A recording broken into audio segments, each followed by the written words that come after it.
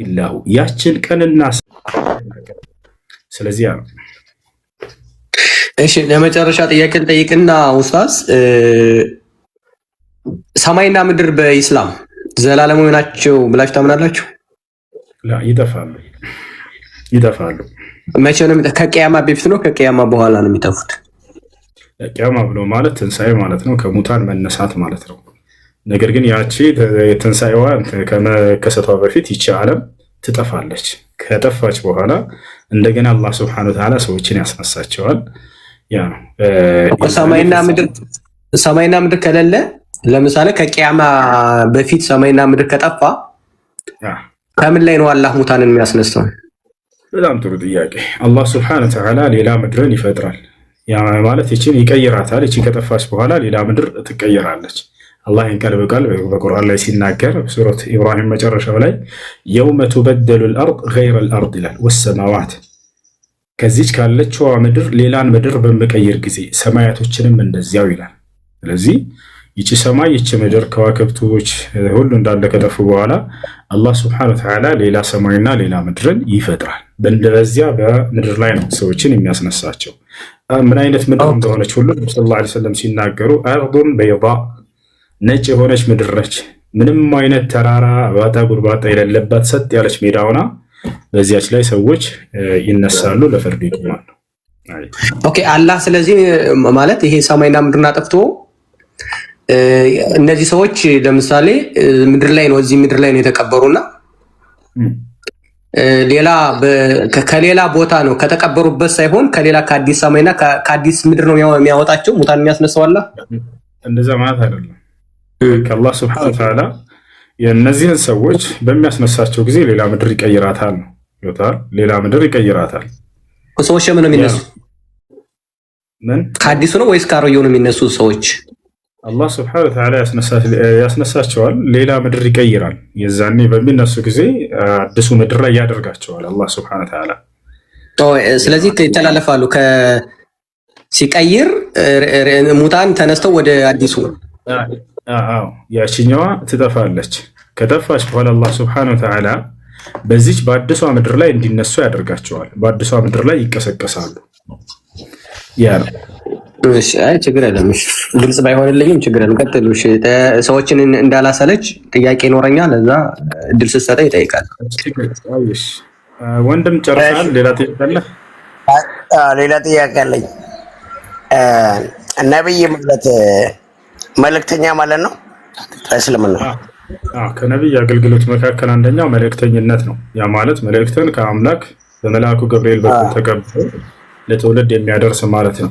ሌላም አገልግሎቶች አሉት። ነብይ ትንቢትን ይናገራል ወደፊትም። ይሄንንም አምላክ እንጂ የሚገልጥለት ከራሱ አይደለም። ይወታል አይደል? ያ የአምላክ ኢሳ መልእክተኛ ነው። ኢሳ መልእክተኛ ነው። እሺ በእስልምና ካሪያ ለምንድን ነው ነብይ ኢሳና ነብይ መሐመድን እኩል ማታዩት? እሺ አሁን ለመለስልህ አዳምጥ። እሺ ምን ታደርገው? እሺ ሰባ ስለሚ እኛ ነብያቶችን እንደ ነብይ እንቀበላቸዋለን። የኢሳን ነብይነት ከነብዩ መሐመድ ሰለላሁ ዐለይሂ ወሰለም ነብይነት ለይተን አናይም። ግን በራሳቸው በአገልግሎታቸው ጊዜ ባደረጉት ድርጊት በሰሩት ገደል መበላለጥ ያለ ነው። ገብቷቸዋል አይደል? እኛ ላኑ ፈርቁ በይነ አሐድ ሚንሁም ይላል አላህ በቁርአን ላይ። በነብያቶች በአንዳቸውም በመካከላቸው እንኳን አንለይም በሉ ይላል። ሁላቸውንም ነብይነታቸውን እንደ ነብይ እንቀበላለን። ነገር ግን መበላለጥ ያለ ነው ወይ የሚለውን መጀመሪያ እንመልከት። አሁን መበላለጥ ያለ ነው። የማይበላለጥ የለም ከአምላክ ከአላህ ሱብሓነሁ ወተዓላ በስተቀር። እርሱ ሁሉን በላጭ ነው። እርሱን የሚስተካከለውና ሊበላለጠው የሚችል የለም። ነገር ግን በፍጥረት መካከል መበላለጥ አለ። መልአክ ከመልአክ ይበላለጣል። ሰው ከሰው ይበላለጣል። ነብይ ከነብይ ይበላለጣል። ለምሳሌ መልአኩ ገብርኤል እና ሚካኤል ከሌላው መልአክ ጋር እኩል አይደሉም። ነው እኩል አይደሉም። እነርሱ በጣም ላቅ ያለ ከፍ ያለ ደረጃ አላቸው ከአላህ ሱብሓነሁ ወተዓላ ዘንድ። ልክ እንዲሁ ነብያቶችም ይበላለጣሉ ወይ? አዎ ይበላለጣሉ። አላህ በቁርአን ላይ ሲናገር ትልከ ሩሱሉ ፈضልና ባዕضሁም ዐላ ባዕድ፣ እነዚህን መልእክተኞችን ከፊሉን ከከፊሉ አስበልጫለሁኝ ይላል አላህ በሱረቱል በቀራ ላይ። በሌላ ቦታ ላይ በሱረቱል ኢስራእ ላይ ወለቀድ ፈضልና ባዕض ነቢይና ዐላ ባዕድ ወአተይና ዳውደ ዘቡራ ይላል። በእርግጥም ከፊሎቹን ነብያቶች ከሌሎቹ ነብያቶች አስበልጫለሁኝ እያለ ይናገራል። ልክ እንዲሁ ተራውም ሰው ራሱ ይበላለጣል። አማኝና ከሃዲ እኩል ነው ከአምላክ ዘንድ? ላ አይደለም፣ አማኙ ይበልጣል። አላህ ስብሐነሁ ወተዓላ በቁርአን ላይ ሲናገር ይላል አፈነጅዐሉል ሙስሊሚነ ከልሙጅሪሚን ማለኩም ከይፈ ተሕኩሙን ይላል። አማኞችን ሙስሊሞችን እንደ አማጽያን ከሃዲያን እኩል አደርጋለሁኝ? እንዴት ነው የምትፈርዱት? ይሄን ነገር እኩል ያደርጋል ብላችሁ ስታስቡ በፍጹም እኩል አይደሉም ይላል። በሌላ ቦታ ላይ አማኞችና ከሃዲያኖች እንደሚበላለጡ ሲናገር ይላል ቃለ ስብሐነሁ ወተዓላ ኢነ ለዚነ አመኑ ወዐሚሉ ሷሊሓቲ ኡላኢከ ሁም ኸይሩል በሪያ ኢነ ለዚነ ከፈሩ ሚን አህሊል ኪታቢ ወልሙሽሪኪነ ፊ ናሪ ጀሃነም ኡላኢከ ሁም ሸሩል በሪያ። እነዚያ በእኔ በአላህ አምነው መልካምን የሰሩ ሰዎች እነርሱ የፍጥረት ሁሉ በላይ ናቸው አለ። እነዚያ የካዱት ደግሞ አለ ከመጽሐፉ ባለቤቶችም ሆነ ከአጋሪዎች እነርሱ የፍጥረት ሁሉ ዝቅተኞች ናቸው እያለ ተናገረ። ስለዚህ አማኝ ከካህድ እኩል እንደማይሆን እንደሚበላለጥ ሁሉ መልአክ ከመልአክ እንደሚበላለጥ ሁሉ ነቢያት ከነቢያትም ይበላለጣል። ይህን ከተረዳን ታዲያ የሚበላለጡት በምንድን ነው? ከዚያ በኋላ ማን ይበልጣል የሚለውን ደግሞ እንሄዳለን። የመበላለጫ ሚዛኑን መጀመሪያ ማወቅ አለብን ከማበላለጣችን በፊት። መበላለጫ ሚዛኑ ምንድን ነው? ብዙ ሰው የሚመስለው በዚያ በነቢይ ላይ አምላክ በዋለው ጸጋ ይመስለዋል። ለምሳሌ ይመጣና ዒሳ ከነቢዩ ሙሐመድ ሰለላሁ ዐለይሂ ወሰለም ይበልጣል። ለምን? ያለ አባት ስለተወለደ። ለምን? ሙታንን ስላስነሳ። ለምን? ማየት የተሳናቸውን ስላበራ። ይሄ መበላለጫ ሚዛን አይደለም። አምላክ በነቢያቶች በዋለላቸው ጸጋ እነርሱ አይበላለጡም። በዚህ ያ የእርሳቸው ስራ አይደለምና የአምላክ ስራ ነው። ይልቁንስ የሚበላለጡት በምንድን ነው ከተባለ አምላክ በእነርሱ ላይ ባደረገው ሳይሆን ከእነርሱ በሆነ ስራ ነው የሚበላለጡት።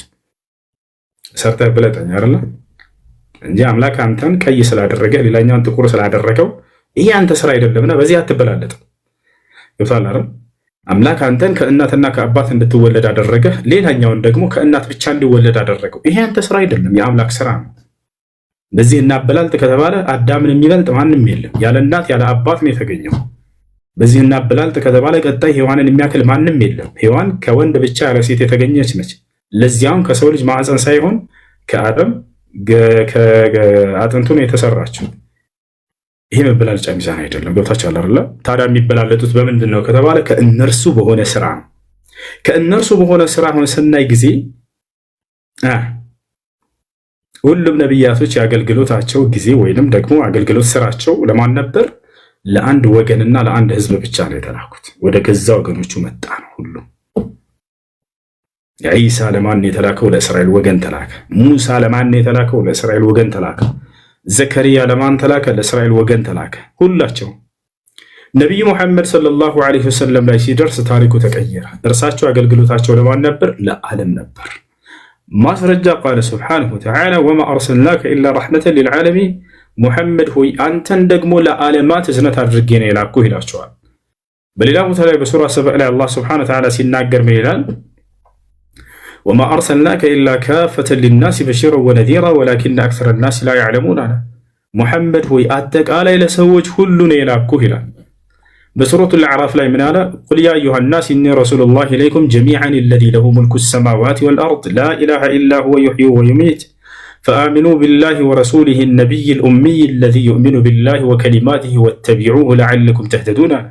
ቁል በል ሙሐመድ ያ አዩሃ ናስ እናንተ ሰዎች ሆይ ኢኒ ረሱሉላሂ ኢለይኩም ጀሚዐን እኔ ወደ እናንተ አጠቃላይ ለሁላችሁም የተላኩኝ የአላህ መልእክተኛ ነኝ በላቸዋል። ወደ ሌሎቹ ነቢያቶች ስንመጣ ግን ላሉበት ህዝብና ለወገኖቻቸው ብቻ ነበር ሲላኩ የነበሩት። እዚህ ለአንድ ወገን ከተላከ በሌላኛው ወገን ላይ ደግሞ ሌላ ነቢይ ያስነሳ ነበር አላህ።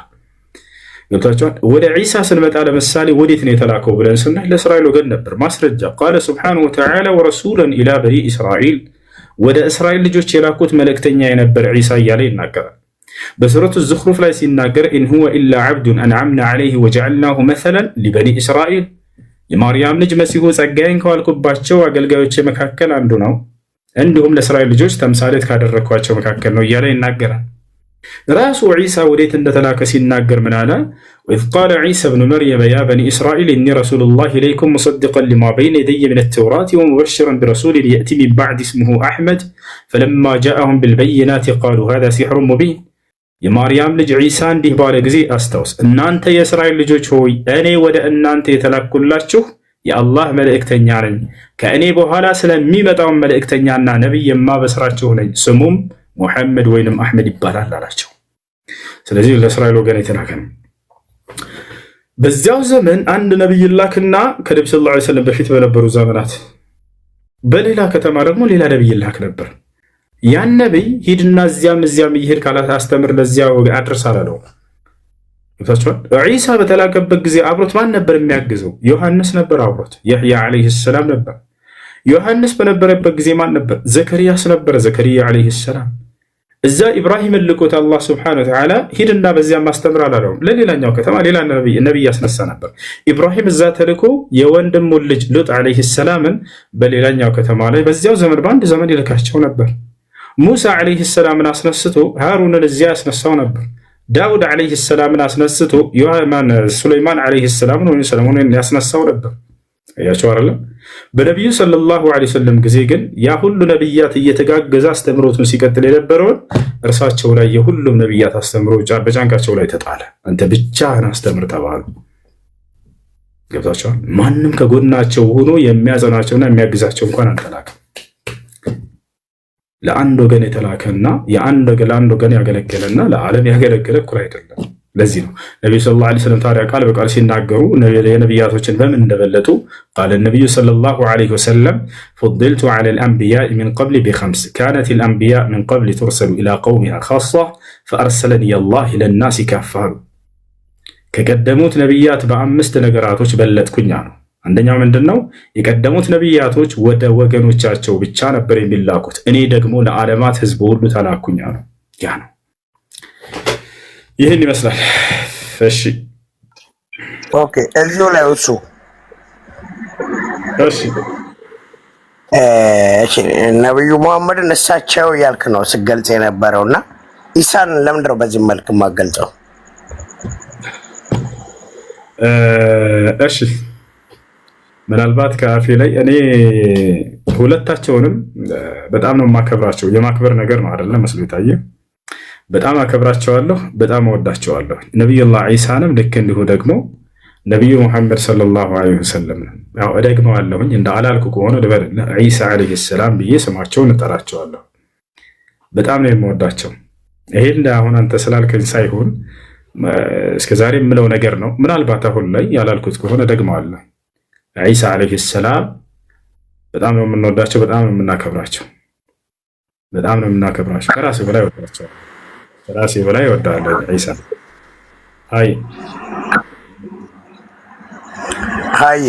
ያው አጋጣሚ ያው አሁን እንትን ስላልኩ ነው እንጂ በብዛትም አሁን ከእስልምና ውጪ ለሆኑ ሰዎች ኢቭን አሁን ኢሳን ያው እኛ ኢየሱስ ስለምንል በእስልምና ኢሳ እንደሆነ እናውቃለን በተለያየ አጋጣሚ ማለት ነው።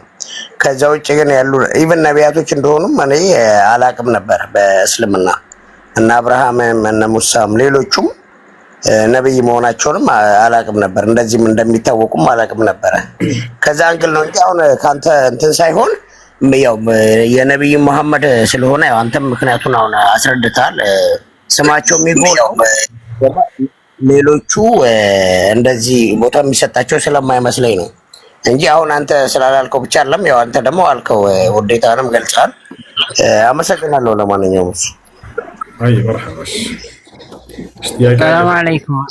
ወሰላም አለይኩም። አለይኩም ሰላም። አንድ ጥያቄ ነበረ። ምን ይላል እሱ? ጥያቄው አንድ ሰው ሚስቱን እፈታሻለሁ ካለ እኔ ከወዳል አይወድም። ሁለተኛ ደግሞ ቤተሰቦቿ ጋር አንድ ሰው ሚስቱን እፈታሻለሁ ብሎ ከተናገረ ኒካው ይወርዳል ወይ አይወርድም? እፈታሻለሁና ፈትቼሻለሁ የተለያዩ ናቸው። ፈትቼሻለሁ ግን خلاص ኒካሁን እያወረደ ነው። እፈታሻለሁ የሚለው ግን ወደፊት ለማድረግ ያቀደውን እየተናገረ ነው። ገብታችኋል አይደል? በልቻለሁና እበላለሁ አንድ ናቸው? ላ አይደለም። በልቻለሁ በልቷል በቃ የሰውየው። እበላለሁ የሚለው ግን ገና አልበላም። ለመብላት ግን አሰበ አቀደ የሰውየው። ስለዚህ ወደፊት እቅዱን እየተናገረ ነው። ይሄ ኒካህን አያወርድም እፈታሻለሁ የሚለው ቃል። አይ ሁለተኛ ደግሞ ቤተሰቦችሽ ጋር የተጣሉበትን ችግር እፈታለሁ ካለ አንድ ሰው ይወርዳል አይወርድም? አይወርድም። ፀጉርሽን እፈታሻለሁ ቢለኝ የሰውዬ ኒካህ አይወርድም። ቤተሰቦች ጋር የተፈጠረውን ችግር እፈታለሁ ኒካህ አይወርድም። ስለ ኒካህ ፍቺ ሳይሆን እያወራ ያለው የቤተሰብን ችግር ስለመፍታት ነው። አይ ጀዛኩም አላህ። አለይኩም ሰላም በተራ ወአለይኩም ሰላም። እሺ ጥያቄ ነበረኝ። እሱ እሺ በባልየውና በአባቷ ምክንያት ተጣልተው የእሷን ሀቅ ከፍሎ ይዞ ሂዶ ነበር። ስለዚህ እሷ የወሰደችውን ገንዘብ በመካፈል ለ4 ወር ያህል ኒካው ስላልወረደ እሷ ሄደችኝ እንጂ ኒካው አልወረደም። እሱ በዛ በተካፈለው ብር ስለነገደ ወይም ስላገኘ እሱ በኋላ ኒካውን ሲያወርድ ከዛ ከሰራው ብርም ታካፍለኛለህ ብላ ችግር ተፈጠረ። እሺ ያን የወሰደውን ሐቋን ሊመልስ ይገባል። ልክ እንደው ደግሞ በእርሷ ገንዘብ አግኝቷልና ካገኘው ነገር ዝም አይበላት፣ ያካፍላት። ያን ሁሉ ገንዘብ ያገኘው ከዛ በኋላ ያተረፈው ከእርሷ በሆነ ገንዘብ በዚያ ሰርቶ ነውና ትርፍ ጋራ የሚባል ነገር አለ። ይሄን ስምምነት ኢትፋቅ ባይኖራቸውም እንኳን ያን ነገር አስቡ ያድርግላት። ካተረፈው ነገር ያካፍላት ለእርሷ። እሱ ያልገባ ነገር ዝጋ ለ5 ዓመት ያፈሩትን ገንዘብ አካፍሎ ሰጥቷል እሱ ማለት ነው። ስለዚህ እሱ በራሱ ድርሻ ባለው ገንዘብ በሰራው ኒካውን ሲያወርድ በ3 ወር ሙሉ አልወረደም ነበር በተለያዩ ማለት ነው። 3 ወር ሙሉ የእሷ ገንዘብ አልሰራም። የእሱ ገንዘብ ደግሞ ስለሰራ ያን ገንዘብ ካተረፍከው ባለኩናት ኒካው ስላልወረደ ብሎ ስለዚህ በራሱ ድርሻ ነው የሰራውና ያተረፈው እንጂ የእርሷን ገንዘብ አልነካም ማለት ነው አይደለ? አልነካም፣ ሰጥቷል። እንደሱ ከሆነ የራሱ ሐቅ በሆነ ነገር ቢሰራ ይሄ የራሱ ሐቅ ነው። እሺ ኒካው ስላለ ሊጠየቅ አይችልም ማለት ነው። ያ ገንዘብ የራሱ ነው። በቃ በራሱ ገንዘብ የራሱን ድርሻ ወሰደና ሰውየው በዚያ ሰራ ተረፈ። ያ የራሱ ሐቅ ነው። የእርሷን ገንዘብ ግን አልነካም ማለት። ስለዚህ ኒካው ስላለ ገንዘቡን እካፈላለሁ ስላቸው እኮ ያተረፈው ነው እንጂ ከዋናው አይደለም። ኒካው ግን እያለ ይሄ ገንዘብ ይገባኛል ብላ ነገረች እሷ ማለት ነው። ኒካ አላቸው አይደለ? ኒካ ካላት በሚፈታት ጊዜ ሰው ከእርሱ ከሆነ ፍቹ የመጣው ካለው ገንዘብ ራሱ ከእርሱ ሊያካፍላት ይገባል። የራሱ ሐቅ እንዳለ ሆኖ ትወስዳለች። ከዚያ በኋላ ከእርሱ ሐቅ ደግሞ ሊሰጣት ይገባል። አላህ ሱብሓነሁ ወተዓላ በቁርአን ላይ እንደተናገረው ወሊልሙጠለቃት መታዑን ቢልማዕሩፍ ሐቀን ዐለል ሙተቂን ይላል። ለተፈቱ ሴቶች ሰውየው ባለው አቅም በታወቀው መንገድ ሊያጣቅማትና ሊሰጣት ይገባል ካለው ጸጋ ብሎ ተናግሮለታል አላህ ሱብሓነሁ ወተዓላ። ስለዚህ ይሰጣታል። እሺ ሌላ ጥያቄ ደግሞ ነበረኝ። ውጭ ሀገር እና እዚህ ሆነው እሷ እዛ በምትሰራው ገንዘብ ልካለት እሱ ስራ እየሰራ ነበር። ያ የሚሰራው ገንዘብ ከሰረ። እሷ ስትመጣ የምትሰራው ነገር ስላልነገርከኝ ኪሳራውን አይመለከተኝም ብላ ይሄ ነገር ችግር ተፈጠረ። ስምምነት ነበራቸው ሰርቶ ሊያመጣ? አዎ ስምምነት ነበራቸው። خلاص ስምምነት ካለ ያንን ነገር አምናበትና ወዳ ፈቅዳ የገባችበት ነገር ነው።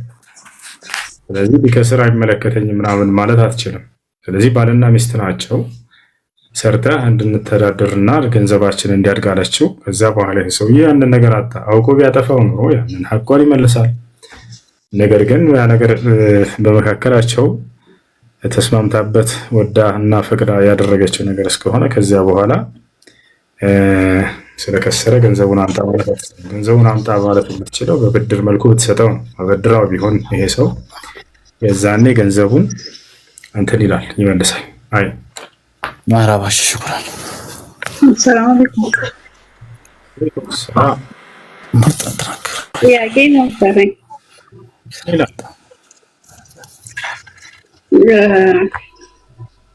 ሴት ልጅ በባሏ ብቻ ጀነት መግባት ትችላለች? አላህ ሱብሓነሁ ወተዓላ ማመን እርሱን መገዛት አለባት። ነገር ግን ገነት ከሚያስገባት ነገሮች መካከል አንደኛ ለባሏ መልካም መዋል። ስለዚህ ያን ስህተት ጥፋት ያለ መስራት ማድረግ ያለብኝ ነገር ለማወቅ ነው። ማለት እርሱ በመልካም በሚያዘሽ ጊዜ መታዘዝ፣ በክፉ ሲያዘሽ አትታዘሽ ወይ ያን ነገር ግን ክፉ ነው ብለሽ ታስተምረዋለሽ።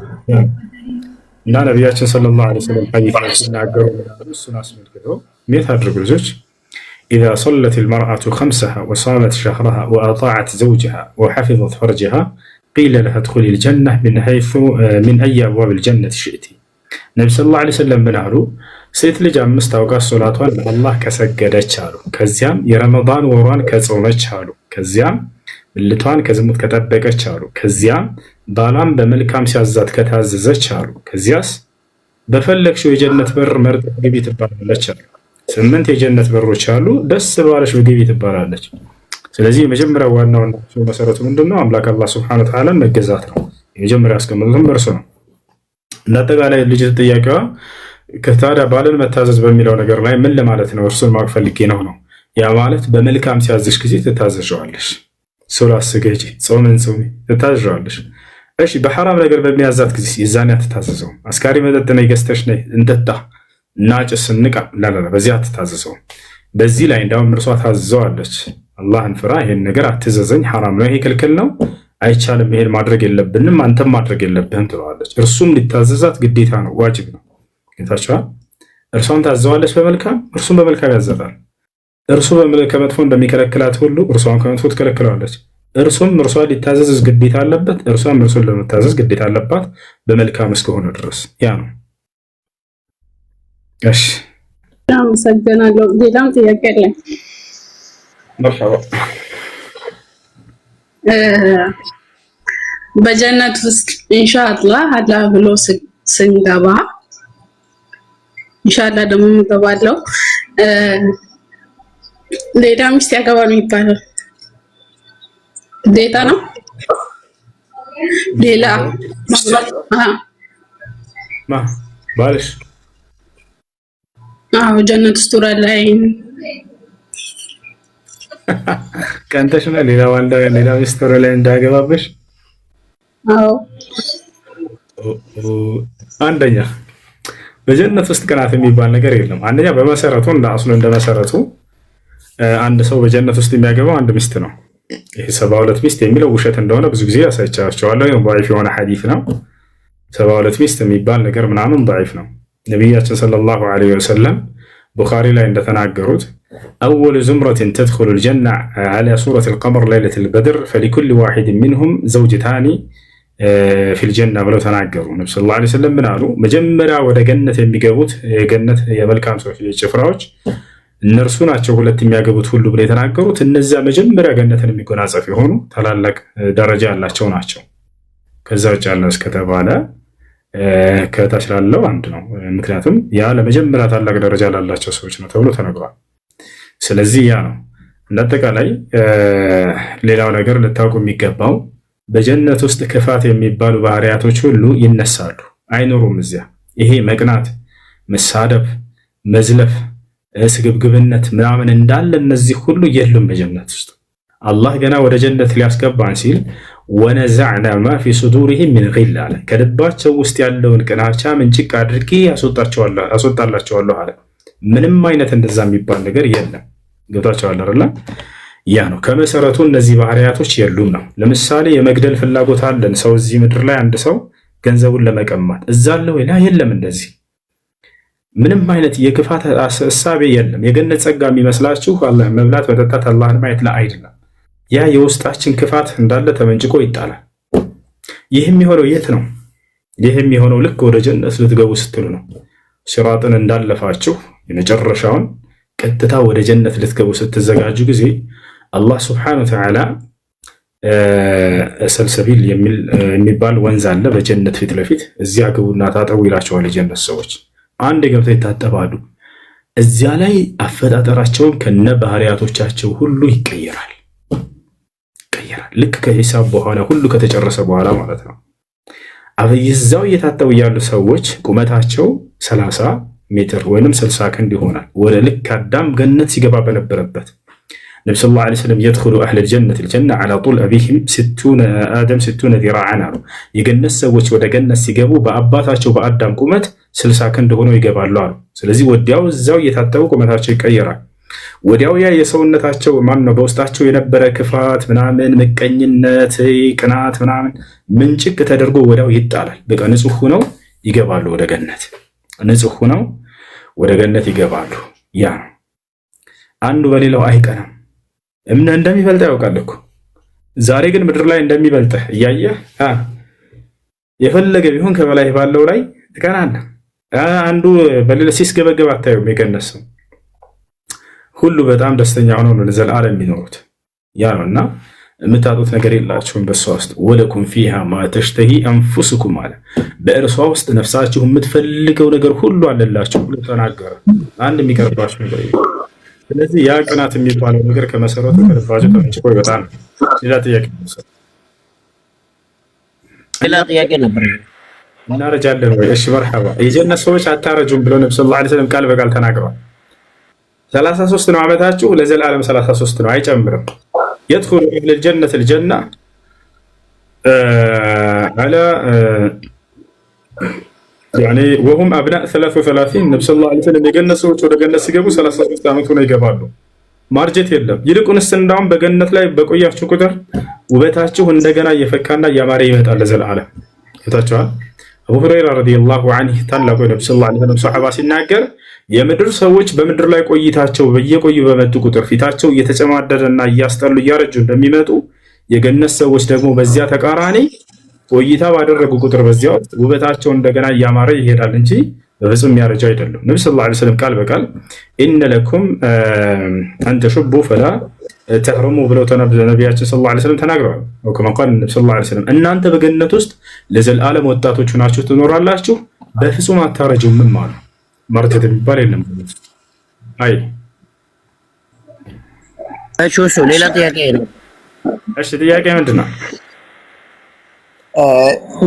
ለምሳሌ አንድ ሰው ሲኦል ገብቶ በእስልምና ማለት ነው የሆነ ቅጣት ከጨረሰ በኋላ ወደ ጀነት የሚገባበት ፕሮባቢሊቲ አለ? እንደዚህ የሰማው መሰለኝ። በፍጹም ገሃነም ውስጥ አይዘወትርም። እንደው በጣም በርካታ ኃጢአቶች የሚኖሩት እንኳን ሰውየው እንደው ከተቀጣ ባለችው ኃጢአት ልክ ተቀጥቶ ወደ ገነት ይገባል። ገሃነም ውስጥ ለዘላለም የሚዘወትረው ከሃዲያኖች ናቸው። ገሃነም ውስጥ ለዘላለም የሚዘወትሩት ከሃዲያኖች ናቸው። አላህ ሱብሓነሁ ወተዓላ የካዱ ሰዎች ናቸው። እሺ፣ አሁን በጀነት ውስጥ ሰዎች ወይስ ከቂያማ በኋላ ነው?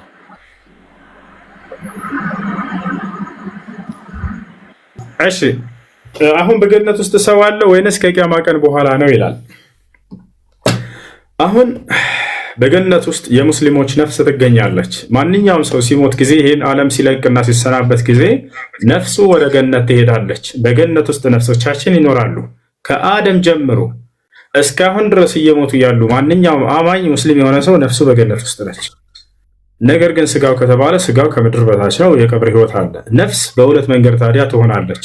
በስጋም ውስጥ አለች ጸጋን እያገኘች፣ ልክ እንዲሁ ደግሞ ያቺ ነፍሱ በገነት ውስጥም ትበራለች እንደፈለገች። ይህ በምድር ላይ ልክ እንደምንኖረው ማለት ነው። ምድር ላይ ለምሳሌ ሰዎች ነፍሳቸው በሁለት መንገድ ትሆናለች። መቼ ከተባለ እንቅልፋቸውን በሚተኙ ጊዜ። እንቅልፋችንን በምንተኛ ጊዜ ነፍሳችን ከስጋችን ወጥታ ትሄዳለች። ሙሉ በሙሉ አትወጣም። ሩህ በጣም አስደናቂ የሆነ ፍጡር ነው። ነፍስ እጅግ በጣም አስደናቂ የሆነ ፍጡር ነው። በሁለት መንገድ የመኖርን ኃይል አላህ ሱብሓነሁ ወተዓላ ሰጥቶታል ነፍሳችን። ስለዚህ በምንተኛ ጊዜ ትወጣለች። ልክ ልንነሳ በምንልበት ቅጽበት ወዲያው በሚገርም ቅጽበት አላህ ሱብሓነሁ ወተዓላ እንድትመለስ ያደርጋታል። ከዚያም ሕያው ሆነን እንነሳለን። ለዚያ ነው እንቅልፍን አላህ ሱብሓነሁ ወተዓላ ሞት እያለ ይጠራል። ሞት እያለ ይጠራል። ነቢያችን ሰለላሁ ዐለይሂ ወሰለም እንቅልፍን ሞት እያሉ ይጠሩታል። ምክንያቱም ነፍስ በዚያ ሰዓት ስለምትወጣ ከስጋችን ትለያለች። ሙሉ በሙሉ አትለይም። ሙሉ በሙሉ ተለየች ካለንማ ሞተ ማለት ነው ሰውየው። ነገር ግን አለች በሰውነት። በዚያው ቅጽበት ደግሞ በግማሽ ፓርት ወጥታ እንደፈለገች ትሄዳለች። ነቢያችን ሰለላሁ ዐለይሂ ወሰለም ሐዲስ ላይ ሲናገሩ ምን አሉ? አልሐምዱሊላህ አለዚ አሕያና በዕደማ አማተና ወኢለይሂ ኑሹር ይላሉ። ጠዋት ሲነሱ ምን ይሉ ነበር? አልሐምዱሊላህ ምስጋና ለዚያ ለአምዱ አምላክ ለአላህ ይገባ፣ አለዚ አሕያና በዕደማ አማተና ከገደለን በኋላ ህያው ያደረገን ይላሉ። የገደለን የሚሉት ምንድን ነው? በተኛንበት ጊዜ። ለምን? ነፍሳችን በግማሽ ፓርት ስለወጣች ልክ እንደ ሞት ይታሰባል እርሱ። አላህም በቁርአን ላይ ይጠቅሰዋል። አላሁ የተወፈል አንፉሰ ሒነ መውቲሃ ወለቲ ለም ተሙት ፊ መናሚሃ ፈዩምሲኩ ለቲ ቀዳ ዐለይሃ አልመውት ወዩርሲሉ ልኡኽራ ኢላ አጀሊን ሙሰማ እያለ በሱረቱ ዙመር ላይ ይናገራል። ስለዚህ ነፍሳችን በሁለት መንገድ እንደምትሆን በዚህ በምድራዊ ህይወታችን የቀብርም ህይወት ልክ እንደዚያው ነው። በስጋችን ውስጥ በግማሽ ፓርት አለች፣ ጸጋን እያገኘች ትኖራለች። በግማሽ ደግሞ በገነት ውስጥ ነፍሶቻችን ይበራሉ እንደፈለጉ። ማስረጃ ቃለ ነቢዩ ሰለላሁ ዐለይሂ ወሰለም አርዋሑል ሙእሚኒነ ፊል ጀና። ነብዩ ሰለላሁ ዐለይሂ ወሰለም ሐዲስ ላይ ሲናገሩ ምን አሉ? የሙስሊሞች ነፍስ በገነት ትኖራለች አሉ። ከዚያስ በኋላ ልክ የዘመኑ ፍጻሜ ከደረሰ በኋላ ዳግም ትንሣኤ ሊያደርግ አላህ ሱብሓነሁ ወተዓላ ሰዎችን ከመቃብር ሊያስነሳቸው ሲፈልግ ያችን በገነት የምትበረዋን ነፍሳችንን ሙሉ በሙሉ በሰውነት ላይ ሂጂና ግቢ ይላታል። ከዚያም በኋላ ሰዎች ያው ሆነው ከቀብራቸው የዛኔ ይነሳሉ ማለት ነው። እያንዳንዷ ነፍስም ስጋዋ የት እንዳለ ታውቃለች አሉ ነብዩ ሰለላሁ ዐለይሂ ወሰለም። ወዲያው በየሞትንበት ስፍራ ላይ በስጋዎቻችን ገብተው እንነሳለን፣ ትንሣኤ እናደርጋለን።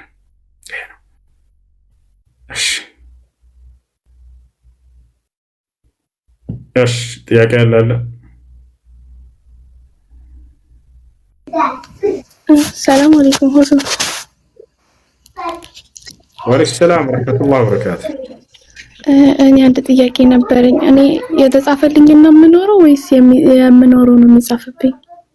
በጣም ጥሩ ጥያቄ። ሁለት ነው የምትኖረው። የተጻፈልኝ ነው የምኖረው እኮ ላስረዳሽ ነው። አረጋጋት። የተጻፈልኝ ነው የምኖረው ወይንስ የምኖረው ነው የተጻፈልኝ? ሁለቱም። እንዴት ወደሚለው እንምጣ። አንደኛ ለእኛ ምንም አይነት ነፃ ምርጫ ፈቃድ ሳይሰጠን የተጻፉብን ነገራቶች አሉ። እነዚያን አንቀይራቸውም። አየሽ፣ የተጻፈልኝን ነው የምኖረው የሚለው ይሄኛ ነው። ሁለተኛ እኛን አላህ ስብሐነሁ ወተዓላ ነፃ ምርጫ ፈቃድ ሰጥቶ የተወልን ነገራቶች አሉ። እነዚያን ደግሞ እንኖራቸዋለን። ነገር ግን ተጽፈውብን ሳይሆን አላህ ስብሐነሁ ወተዓላ ወደፊት እንደምንኖራቸው ስለሚያውቅ እውቀቱን መሰረት አድርጎ ጽፏቸዋል። እንድንኖረው ሳይሆን የጻፈብን እንደምንኖረው ስለሚያውቅ ነው የጻፈው። ለምሳሌ ከመጀመሪያው ከሁለተኛው ልስጣችሁ። ለእኛ ነፃ ምርጫ ፈቃድ ሳይሰጠን ጽፎብን ከምንኖራቸው ልንቀይራቸው ከማንችላቸው ነገራቶች ለምሳሌ አንቺ ሴት ልጅ መሆንሽ፣ ይሄን ነገር አላህ ስብሐነሁ ወተዓላ ጽፎብሽ ነው ወይንስ ምርጥ አስመርጦሽ ነው? በነፃ ምርጫ ፈቃድሽ አንዴ ሜት ናንሽ ሰሊና እና ሰሊና ሜት ቻንስ ሴት ስትሆኝ ጊዜ አላህ አስመርጦሽ ነው ወይንስ ጽፎብሽ ነው ይሄን እየኖርሽ ያለሽው? አይ ሴትነቴንማ እሱ ነው የሰጠኝ አላህ ራሱ። አይዋ ይሄን መቀየር ትችላለሽ የተጻፈብሽን? አይ አልችልም። አይዋ አንቺ ቀይ ወይንም ሴት፣ አንቺ ቀይ ወይንም ጥቁር መሆንሽ ይሄንንም አላህ ሱብሓነሁ ወተዓላ ነው የወሰነው። በቃ ልጅ የሚረብሽ ሰው ካለ አንድ ሜት አድርገ አይ እናንተ ቀይ ወይንም ጥቁር መሆናችሁን ይሄ የተጻፈባችሁ ነው ወይ? አይ የተጻፈባችሁ ነው። አጭር ወይንም ረጅም መሆናችሁ ይሄ የተጻፈባችሁ ነው? አይ የተጻፈ ነው። ታዲያ ይሄንን ነገ የትንሣኤ ቀን ራሱ የወሰነውንና የጻፈባችሁን ነገር አትጠየቁበትም። ለምን አጭር ሆንክ ብሎ አላህ ሱብሓነሁ ወተዓላ በመልቂያም ይጠይቃል? ላ አይጠይቅህም። ከጻፈብኝ ለምንስ ይጠይቀኛል? ለምንስ ይቀጣኛል? የሚሉ ሰዎች ስላሉ ያውና በእነዚህ ነገራቶች ላይ ነው እንዲሆኑ በአንተ ላይ የጻፋቸው እንዳታስብ አይጠይቅህም። እርሱ በጻፈብህ ነገር፣ እርሱ በወሰነብህ ነገር አትጠይቅምም፣ አትመነዳምም፣ አትቀጣምም። የቀጣዩ ዓለም ዕጣ ፈንታህም በዚህ ላይ አይመሰረትም። ልክ እንዲሁ ለምሳሌ ኢትዮጵያ ላይ መፈጠር ማን ነው ይሄን የወሰነው? አንተ መርጠህ ነው? ላ አይደለም። አላህ ሱብሓነሁ ወተዓላ ኢትዮጵያ ላይ እንድትወለድ የፈጠረ። ነገ የትንሣኤ ቀን ለምን ሳዑዲ አልተወለድክም በነብዩ ሰለላሁ ዐለይሂ ወሰለም ሀገር ብሎ ይጠይቃል? ላ አይጠይቅህም። ራሱ የወሰነው ነገር ነው። ገብታችኋል? ይህ ነው። ነገር ግን ሁለተኛው ምንድነው? ከእኛ የሚሆኑ ስራዎች፣ እነዚህ ላይ ነው ነፃ ምርጫ ፈቃድ የሰጠን አላህ ሱብሓነሁ ወተዓላ። ከእኛ የሚሆኑ ማናቸውም ጥሩ ስራም ሆነ መጥፎ ስራ፣ ጽድቅም ይሁን ኃጢአት፣ የሚጎዳ የሚጠቅም ነገራት እነዚህ የራሳችን ምርጫዎች ናቸው። ታዲያ በዚህ ላይ የአላህ ስብሐነሁ ወተዓላ ድርሻ ምንድን ነው ከተባለ እንድንሰራ ጽፎብናል ወይ? ላ አልጻፈብንም። እንድንሰራ ቢጽፍብንማ ኃላፊነቱን ራሱ ይወስዳል። ጽፎብን ከሆነ ልክ እንደ መጀመሪያዎቹ አንጠይቅባቸውም ነበር። ግን ታዲያ እንደምንሰራቸው ነው የሚያውቀው። ያን የሚያውቀውንም አሰፈረው። ገብታችኋል? የጻፈው ስለዚህ እንድንሰራ ሳይሆን እንደምንሰራ ስለሚያውቀው ነው። ያ ነው። ከነዚያ መካከል ለምሳሌ አሁን ቲክቶክ ላይ መግባትሽ፣ ገስት ላይ መተሽ ገስት ላይ መገብታች ልጅ እንትን ማለቷን አንዴ ሄሎ ወአለይኩም ሰላም ወራህመቱላህ። ሰላም ነው። ዳኝ አልሐምዱሊላህ፣ ሁሉ ሰላም አልሐምዱሊላህ። ዳኝ አልሐምዱሊላህ። ኢትዮጵያ ነኝ። حبكم الله الذي حببتمونا من أجله. شكرا. آمين آمين. مرحبا شي. الو الو سلامنا. ያላ አልሐምዱሊላህ። እሺ ጥያቄ አለሽ ወይንስ ቀጥታ መስለም ነው የምትፈልጊው? እሺ ሻሃዳ ላስይዝሽ ወደ እስልምና መግባት ፈቃደኛ ነሽ? መልካም። ያስገደደሽ ሰው ጫና ያደረገብሽ ሰው የለም? አንቺ ራስሽ ወደሽና ፈቅደሽ አምነሽበት ነው አይደለ? እሺ የምለውን ቃል አብረሽ እየተከተልሽ በይ። አሽሃዱ አላ ኢላሃ ኢላላህ ወአሽሃዱ አነ ሙሐመደን ረሱሉላህ። ማሻአላህ ለአላህ ምስጋና ይገባ። ከዚህ በኋላ ሙስሊም ሆነሻል። አሁን ያልሽው ቃል የሸሃዳ ቃል ወይም የምስክር ቃል ይባላል። ማንኛውም ሰው ወደ እስልምና ሃይማኖት ሲገባ ጊዜ የሚሰጠው የምስክር ቃል ነው። ትርጉሙ እነሆ ከአንዱ አምላክ ከአላህ በስተቀር በእውነት የሚመለክ ሌላ አምላክ የለም ብዬ መሰክራለሁ፣ እንዲሁም ደግሞ ሙሐመድ የአላህ መልእክተኛና ነብይ ናቸው ብዬ መሰክራለሁ ማለት ነው። ከዚህ በኋላ ሙስሊም ሆነሻል። ሻወር ተወስጂና ስለ ሶላት አሰጋገድ በመማር ለዚህ ለመንሹና ለመሰከርሽው ለአንድ አምላክ ለአላህ ሶላትን መስገድ ትጀምሪያለሽ ማለት ነው። እና ስለ እስልምና ትምህርት ተከታታይ ጥያቄዎች በሚኖሩሽ ሰዓት ደስ ይበልሽን ጥያቄ መጠየቅ ትችያለሽ። ያ ስምሽ ማን ነበር? ሀረግ። መቀየር ትፈልጊያለሽ ወይንስ አትፈልጊም? ያንቺ ምርጫ ነው። እሺ ደስ የሚልሽ የምትወጂው ስም አለ ወይንስ እኛ እናጣልሽ? እሺ ላስመርጥሽና ደስ ያለሽን ስም አንቺ ትመርጫለሽ። ሀያት፣ ኢክራም፣ ሱመያ፣ መርያም፣ ሰሚራ፣ ኢልሃም። እሺ የትኛው ይሆንልሽ? በቃ ከዚህ በኋላ እሺ ሰሚራ ነው ስምሽ። ስለ ሶላት አሰጋገድ በአቅራቢያሽ አብረውሽ ያሉ ሰዎች ያስተምሩሽ ሶላት መስገድን ጀምሪ። እሺ እሺ መልካም ጊዜ ይሆንልሽ። አይ መርሐባ። ስለ ሶላት አሰጋገድ ምናምን እንዲያስተምሯት አደራ ብለናል። እሺ መርሐባ። ምንም ችግር የለም። እኔ ምን ማለት ነው አጋጣሚ የሆነ ልጅ ኒካል ያስራት ፈልጎ ነበርና ልጅቱን እስቲ ክላስ ካለው ልጅቱ ባላላት ኢትዮጵያ ላይ ይሄን ነገር አንዳንድ ምክርሰልና እንደ ሸሪዓው መንገድ እንድንጓዝ እሺ ያስፈልጋል። የዛኛው ፍቺ ወይስ ምንድነው? ፍቃድ የሚያስፈልግ ነገር ካለ ከቤተሰብ መጀመሪያ ወደ እስልምና ጥሪ ይደረግለት። ሰውየው ከተቀበለ ሰውየው አልቀበልም ካለና በዚያው ከጸና ግን ያበለው ኒካ አይኖራቸውም። ፍታኝ ብላ መጠየቅም አይጠበቅባትም። ምክንያቱም አንድ ሰው ወደ እስልምና ከተመለሰ ከባልና ከሚስት መካከል አንዱ ያኛው ሰው ያልተመለሰው አካል ጥሪ ይደረግለትና የሚቀበል ከሆነ ከዚያው ሰው ጋር ትዳርን ፈቃደኛ ከሆነች እንዲቀጥል ይደረጋል። ካልሆነ ግን በአንድ ላይ ትዳር አይኖርም። በነቢያችን ሰለላሁ ዐለይሂ ወሰለም ጊዜ ዘይነብ የምትባል ልጅ ነበረቻቸው። ነብዩ ሰለላሁ ዐለይሂ ወሰለም ነብይ ከመደረጋቸው በፊት ድረዋት ነበር ልጃቸውን።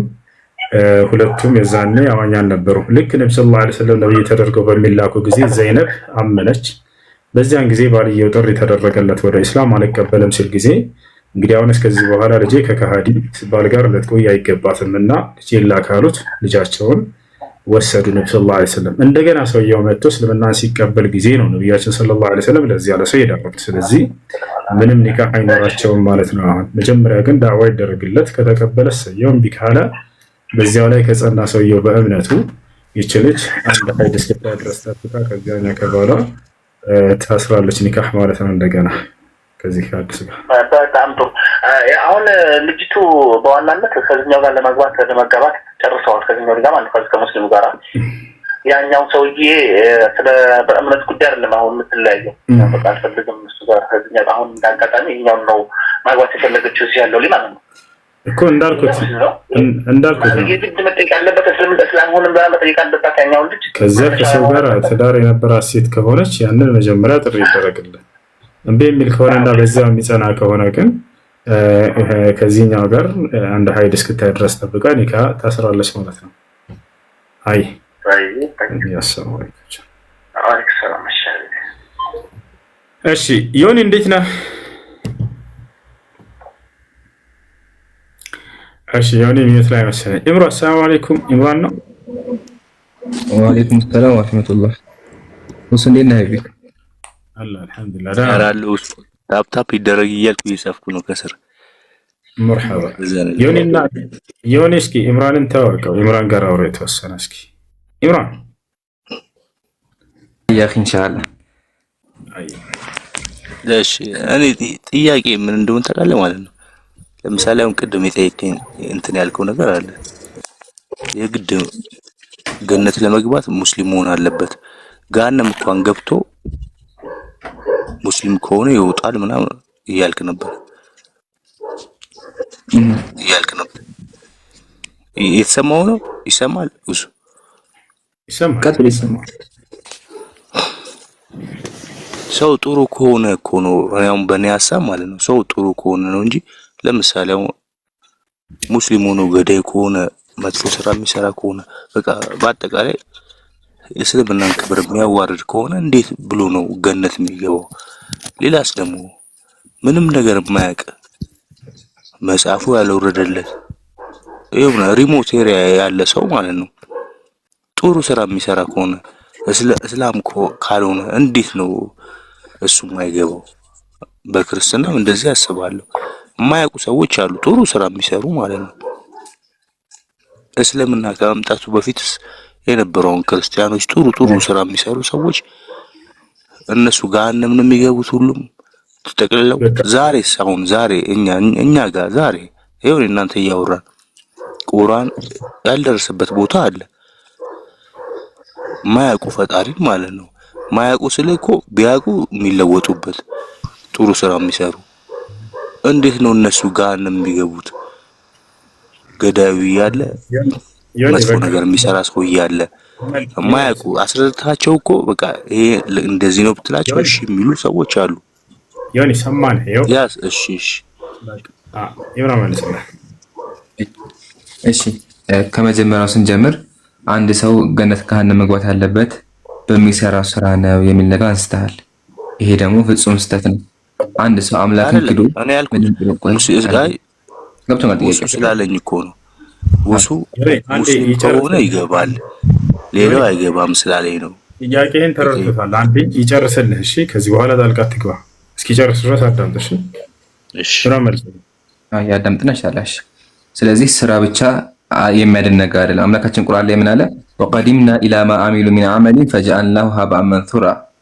የሚሰሩትን ስራ ቀድመና ከሃዲያን ጣዖት አምላኪያን የሚሰሩት እያንዳንዱ ጥሩ ስራ ቀድመ ምን አደረግነው አለ? ሀበአን የተበተነ አፈር አደረግነው አለ።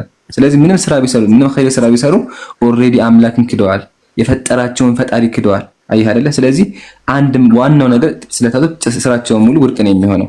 በእስልምናችን አምላካችን ምንድን ነው ያለው? ኢነለዚነ አመኑ ወዐሚሉ ሷሊሓት አለ።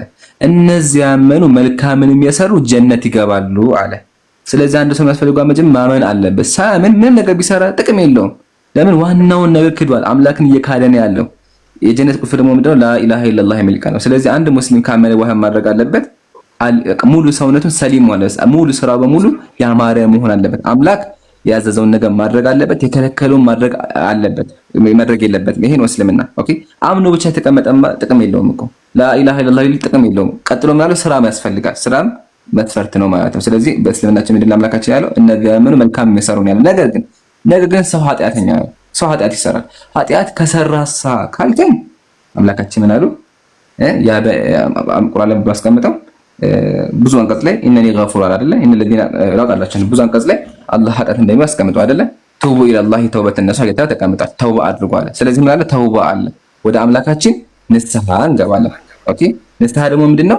የሰራው ነገር ኃጢአት እንደሆነ አምኖ ድጋሚ ወደሱ እንዳይመለስ አምላክን ይቅርታ ይጠይቃል። አየህ አይደለ?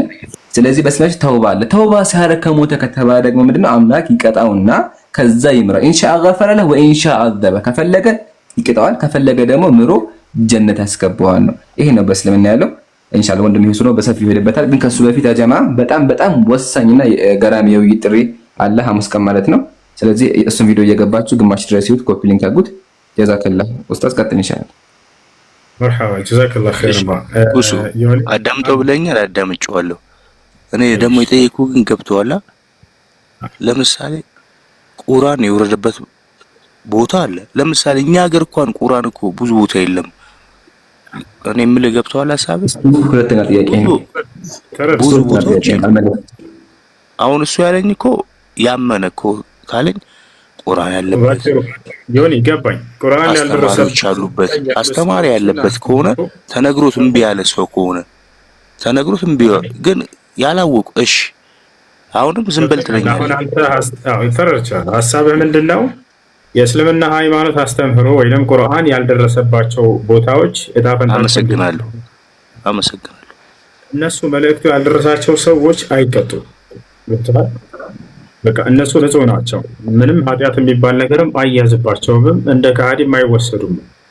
አላህ በቁርአን ሲናገር ምን ይላል? ወማ ኩና ሙዐዚቢነ ሐታ ነብዐሰ ረሱላ ይላል። እኔ መልእክተኛና ነብይን ሳልክ የምቀጣ አይደለሁም ማለት መልእክተኛ ተልኮ አልቀበልም አሻፈረኝ ያለ ሰው ካልሆነ በስተቀር ነብይ ያልደረሰበትን ቦታ አላህ ሱብሓነሁ ወተዓላ የሚቀጣ አይደለም።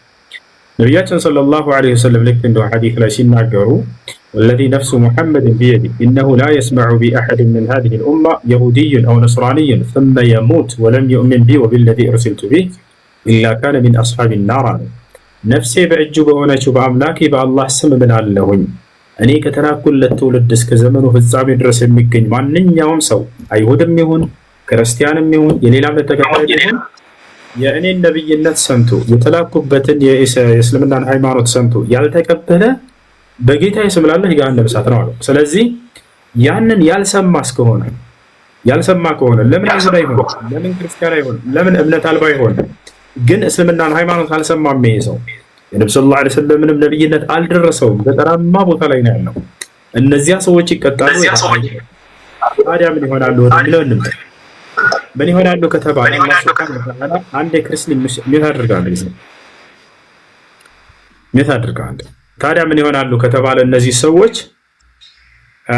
ይቀሰቀሳሉ አይደል? የመልቂያው ይቀሰቀሳሉ። ከዚያስ አላህ ሱብሓነሁ ወተዓላ ወደ እነርሱ መልእክተኛን ይልክላቸዋል። በአላህ እመኑ ተብሎ ጥሪ ይደረግላቸዋል።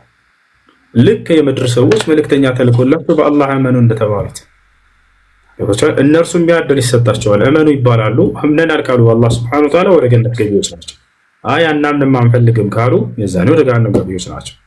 ስለዚህ እነዚህ መልእክቱ ያልደረሳቸውን ሰዎች አላህ ሱብሓነሁ ወተዓላ የሚቀጣ አይደለም። ቃል በቃል በሱረቱል ኢስራ ላይ ሁለተኛው ገጽ ላይ ወማ ኩና ሙዐዚቢነ ሐታ ነብዐሰ ረሱላ ይላል። እኔ መልእክተኛን ሳልክ የምቀጣ አይደለሁም ብሎ ተናግሯል። ገብቶሃል አይደለ? አዎ ልክ ነው። እሺ ወደ ኋላስ ያሉት ወደ ኋላ ረሱል ከመጡ በኋላ ነው ሁሉ ነገር በቃ ይሄንን ቃል ያስተማሩት ለሁሉም ሰው አሁን እንደነገርከኝ ያልከው ነገር በየሁሉም ዘመናት አሁን ለምሳሌ ሰዎች እኮ አልሰሙም እኮ ያልሰሙ ሰዎች በየዘመናቱ ረሱል ወደ ኋላ ከአባታቸው ጀምሮ ወደ ኋላ ያሉ ሰዎች የእሳቸውን ቃል አልሰሙም። ገብተዋል ምልክ ገብተኛል። በቃ እነሱስ ደግሞ እንዴት ነው የሚሆኑት? አሁን ይሄ የተሰማ ነው፣ ደስ ይላል። ይሄ ሀቅ ነው። ያልሰሙ ሰዎች እንደነገርከኝ ነው። ወደ ኋላ ደግሞ ማለት ነው ሁለት ትውልድ እንኳን ብትሄድ ማለት ነው ያልሰሙ ሰዎች ካሉ እንዴት ነው የሚሆነው? አሁን እነሱ ገሃነም ይገባሉ? ፈጣሪ ልክ አይደለም ነው ወይስ እንዴት ነው? እነሱ እኮ ጥሩ ሰዎች አሉ፣ መጥፎ ሰዎች አሉ። ገሃነም ነው የሚገባው? በቃ እንዴ ተረዳህ እኮ ሰማህ እኮ አዳም ተረጋ በለው። እሺ ይሄ የተነገረው ስለ ነብዩ ሰለላሁ ዐለይሂ ወሰለም ትውልድ ነው። ስላለፉት ትውልዶች እስከተባለ በዚሁ መሰረት ነው። ይህ አምላክ አላህ ሱብሓነሁ ወተዓላ የማይቀየረው የሆነ ህጉ ነው። መልእክተኛ ያልደረሰበትን ቦታ አልቀጣም እያለ ነው። እዚያ ሱረቱል ኢስራ ላይ ያለው ስለ ነብዩ ሰለላሁ ዐለይሂ ወሰለም ትውልድ ብቻ ሳይሆን አጠቃላይ ስለ ሁሉም ትውልድ ነው እየተናገረ ያለው። ወማ ኩና ሙዐዚቢነ ሐታ ነብዐሰ ረሱላ ይላል። እኔ መልእክተኛ ነብይ ሳልክ የምቀጣ አይደለሁም ማለት ነው። ስለዚህ ነብይነት ያልደረሰው የነብያት ትምህርት ያልደረሰውን አካል በየትኛውም ዘመን ሊሆን ይችላል አላህ ሱብሓነሁ ወተዓላ የሚቀጣቸው አይደለም። ያ ነው። ስለዚህ ከአደም ጀምሮ አምላክ አላህ ሱብሓነሁ ወተዓላ እስከ ነብዩ ሰለላሁ ዐለይሂ ወሰለም ጊዜ ድረስ ነብያትን ያስነሳል በየዘመናቱ። አምላክ አላህ ሱብሓነሁ ወተዓላ የሆነን ወገን መርጦ ከእስራኤል ወገን ብቻ ነብይን የሚያስነሳ አይደለም። በየዘመናቱ በየትውልዱ ላይ ነብያትን ይልካል። አንድ አድርጎ ቃለ ሱብሓነሁ ወተዓላ ወኢን ሚን ኡመቲን ኢላ ኸላ ፊሃ ነዚር። አምላክ አላህ ሲናገር አንድም ትውልድ የለም ነብይ ያለፈበት ቢሆን እንጂ አላህ ሁሉም ትውልድ ነብይ ተልኮለታል። አምላክ የፈጠረውን ህዝብ ዝም ብሎ በከንቱ የሚተው አይደለም። ነብያትን እየላከ በየዘመናቱ አሳልፏል። ከአዳም ጀምሮ ነው መላክ የጀመረው። የመጀመሪያውን ሰው አደምን ለራሱና ለሚስቱ ለሚወልዳቸው ልጆች መሪ ይሆን ዘንድ አላህ ሱብሓነሁ ወተዓላ ነብይ አድርጎ መረጠው። ገብቷችኋል? አላህ በቁርአን ላይ ሲናገር ثم اجتباه ربه አለ። ከዚያም እኔ ጌታ አላህ አዳምን መረጥኩት አለ። የአላህ ሱብሓነሁ ወተዓላ መምረጥ ምንድነው ከተባለ የመልእክተኛነት መምረጥ ነው። በሌላ ቦታ ላይ ሲናገር አላሁ የስጠፊ ሚነል መላኢከቲ ሩሱለን ወሚነን ናስ፣ እኔ አምላካቸው አላህ ከሰዎችም ከመላእክቶችም መልእክተኞችን እመርጣለሁ አለ። አደምን ምን አለ? መረጥኩት አለ። አንድ ቤት አድርጉ። ታዲያ አደም ነብይ ለመሆኑ ቃል በቃል እንዳይተነገረበት ቦታ አለ ወይ ከተባለ አዎ። سأل حذيفة ابن اليمان رضي الله عنه قال يا رسول الله من هو أول نبي في الأرض؟ فقال له النبي صلى الله عليه وسلم آدم. فقال حذيفة بن اليمان أكان هو نبي؟ فقال له النبي صلى الله عليه وسلم نعم كان نبيا مكلما. حذيفة بن اليمان يتبارك تعالى النبي صلى الله عليه وسلم صحابة النبي صلى الله عليه وسلم እንዲህ ሲል ጠይቃቸው አንቱ የአላህ መልእክተኛ ሆይ ለመሆኑ በምድር ላይ የመጀመሪያው ነብይ ማን ነው አላቸው። ነብዩ ሰለላሁ ዐለይሂ ወሰለም አዳም ነው አሉት። ከዚያም እርሱ መልሶ ምን አለ? እንዴ አዳም ነብይ ነበርን አልኳቸው አለ። ከዚያም ነብዩ ሰለላሁ ዐለይሂ ወሰለም አዎ ለዚያውም አላህ ያናገረው ነብይ ነው አለ። አን አላህ ሱብሓነሁ ወተዓላ ከለመ አደም ቢዱን ዋሲጣ፣ ያለ ማንም መካከለኛ አላህ ሱብሓነሁ ወተዓላ አደምን አናገረው ማለት ነው። እንዳጠቃላይ የእርሱ የመጀመሪያው ነብይ ነው። ከዚያ በኋላ አላህ እስከ ነብዩ ሰለላሁ ዐለይሂ ወሰለም ድረስ በየዘመናቱ ነብያትን ከመላክ አልተወገደም። ወለቀድ በዐስና ፊ ኩሊ ኡመቲን ረሱለን ይላል አላህ። በእርግጥም ወደ እያንዳንዱ ማህበረሰብ ነብያትን መልእክተኞች ልኬያለሁ አለ። ስለዚህ የልጁ ጥያቄ ምንድነው? ይህ ከነብዩ ሰለላሁ ዐለይሂ ወሰለም ትውልድ ነው ቅድም የተናገርከው ስላለፉት እስከተባለ ልክ እንዲሁ ነብይ ለምሳሌ ዒሳ ተልኮ በዛች ምድር ላይ በሌላው አካባቢ ላይ ያልደረሰው ካለ የዒሳ ትምህርት በዘመኑ እነዚያን ሰዎች አላህ የሚቀጣቸው አይደሉም። የዒሳ ነብይነት ደርሷቸው ግን እርሱ ያስተማረው ትምህርት ደርሷቸው አይ አንቀበልም አሻፈረኝ ያሉ ሰዎች ከሆኑ እነርሱም የሚቀጣቸው በሙሳም ዘመን እንዲሁ በኢብራሂም ልክ እንዲሁ በሁሉም ዘመን አይ በቃ እሱ ተመልሶልኛል። ግን መጽሐፎቻቸውም ልክ ነበር ማለት ነው። እንደዛ ከሆነ መጽሐፎቻቸው የወረደላቸው ከፈጣሪ ካለ የወረደው መጽሐፍ ልክ ነው ማለት ነው።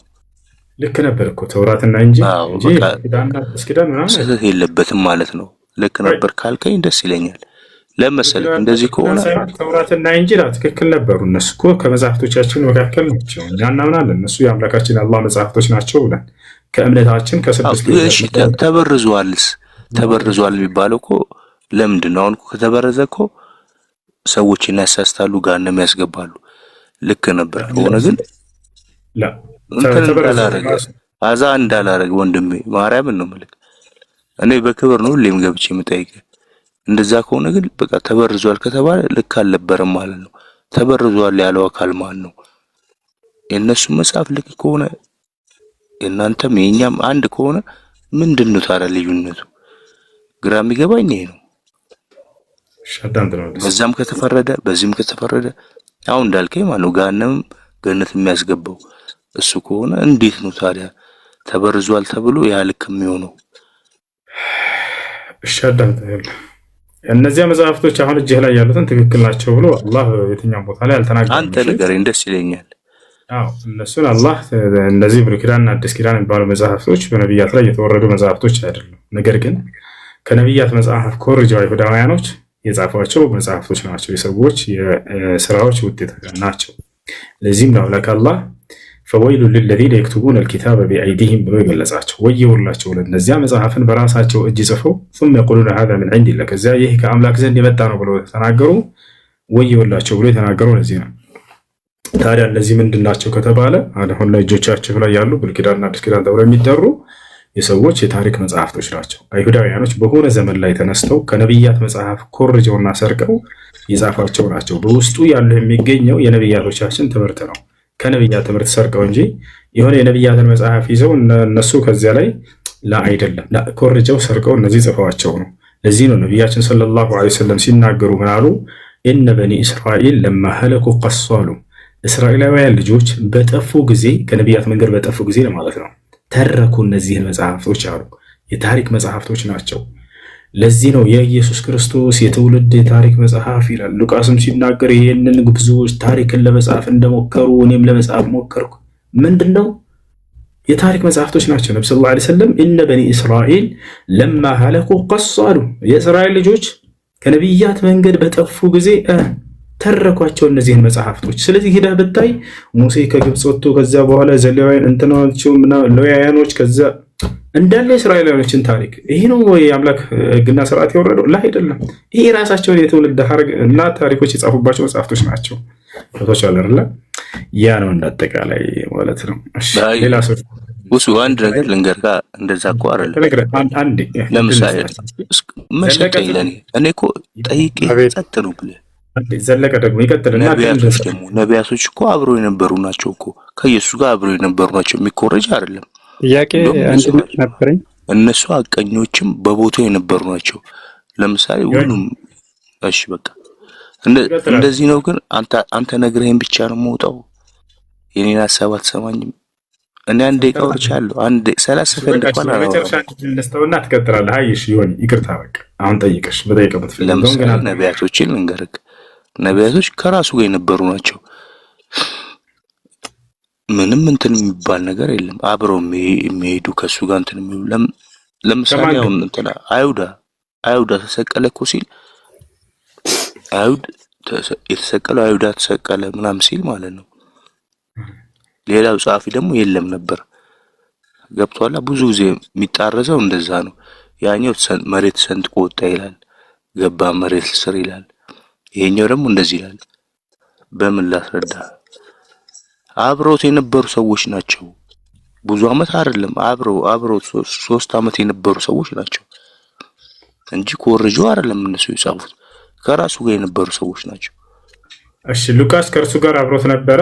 አንድ የወንጌል ጸሐፊ ከኢየሱስ ክርስቶስ ጋር አብሮት ነበር። የዓይን እማኝ ነበር። መርጦታል ከሐዋርያቶች መካከል ብዙዎቹ። ማስረጃ ሉቃስ ከክርስቶስ ከ12ቱ ደቀ መዛሙርት መካከል የዓይን እማኝ ከሆኑት እንደሆነ ምን አልከኝ?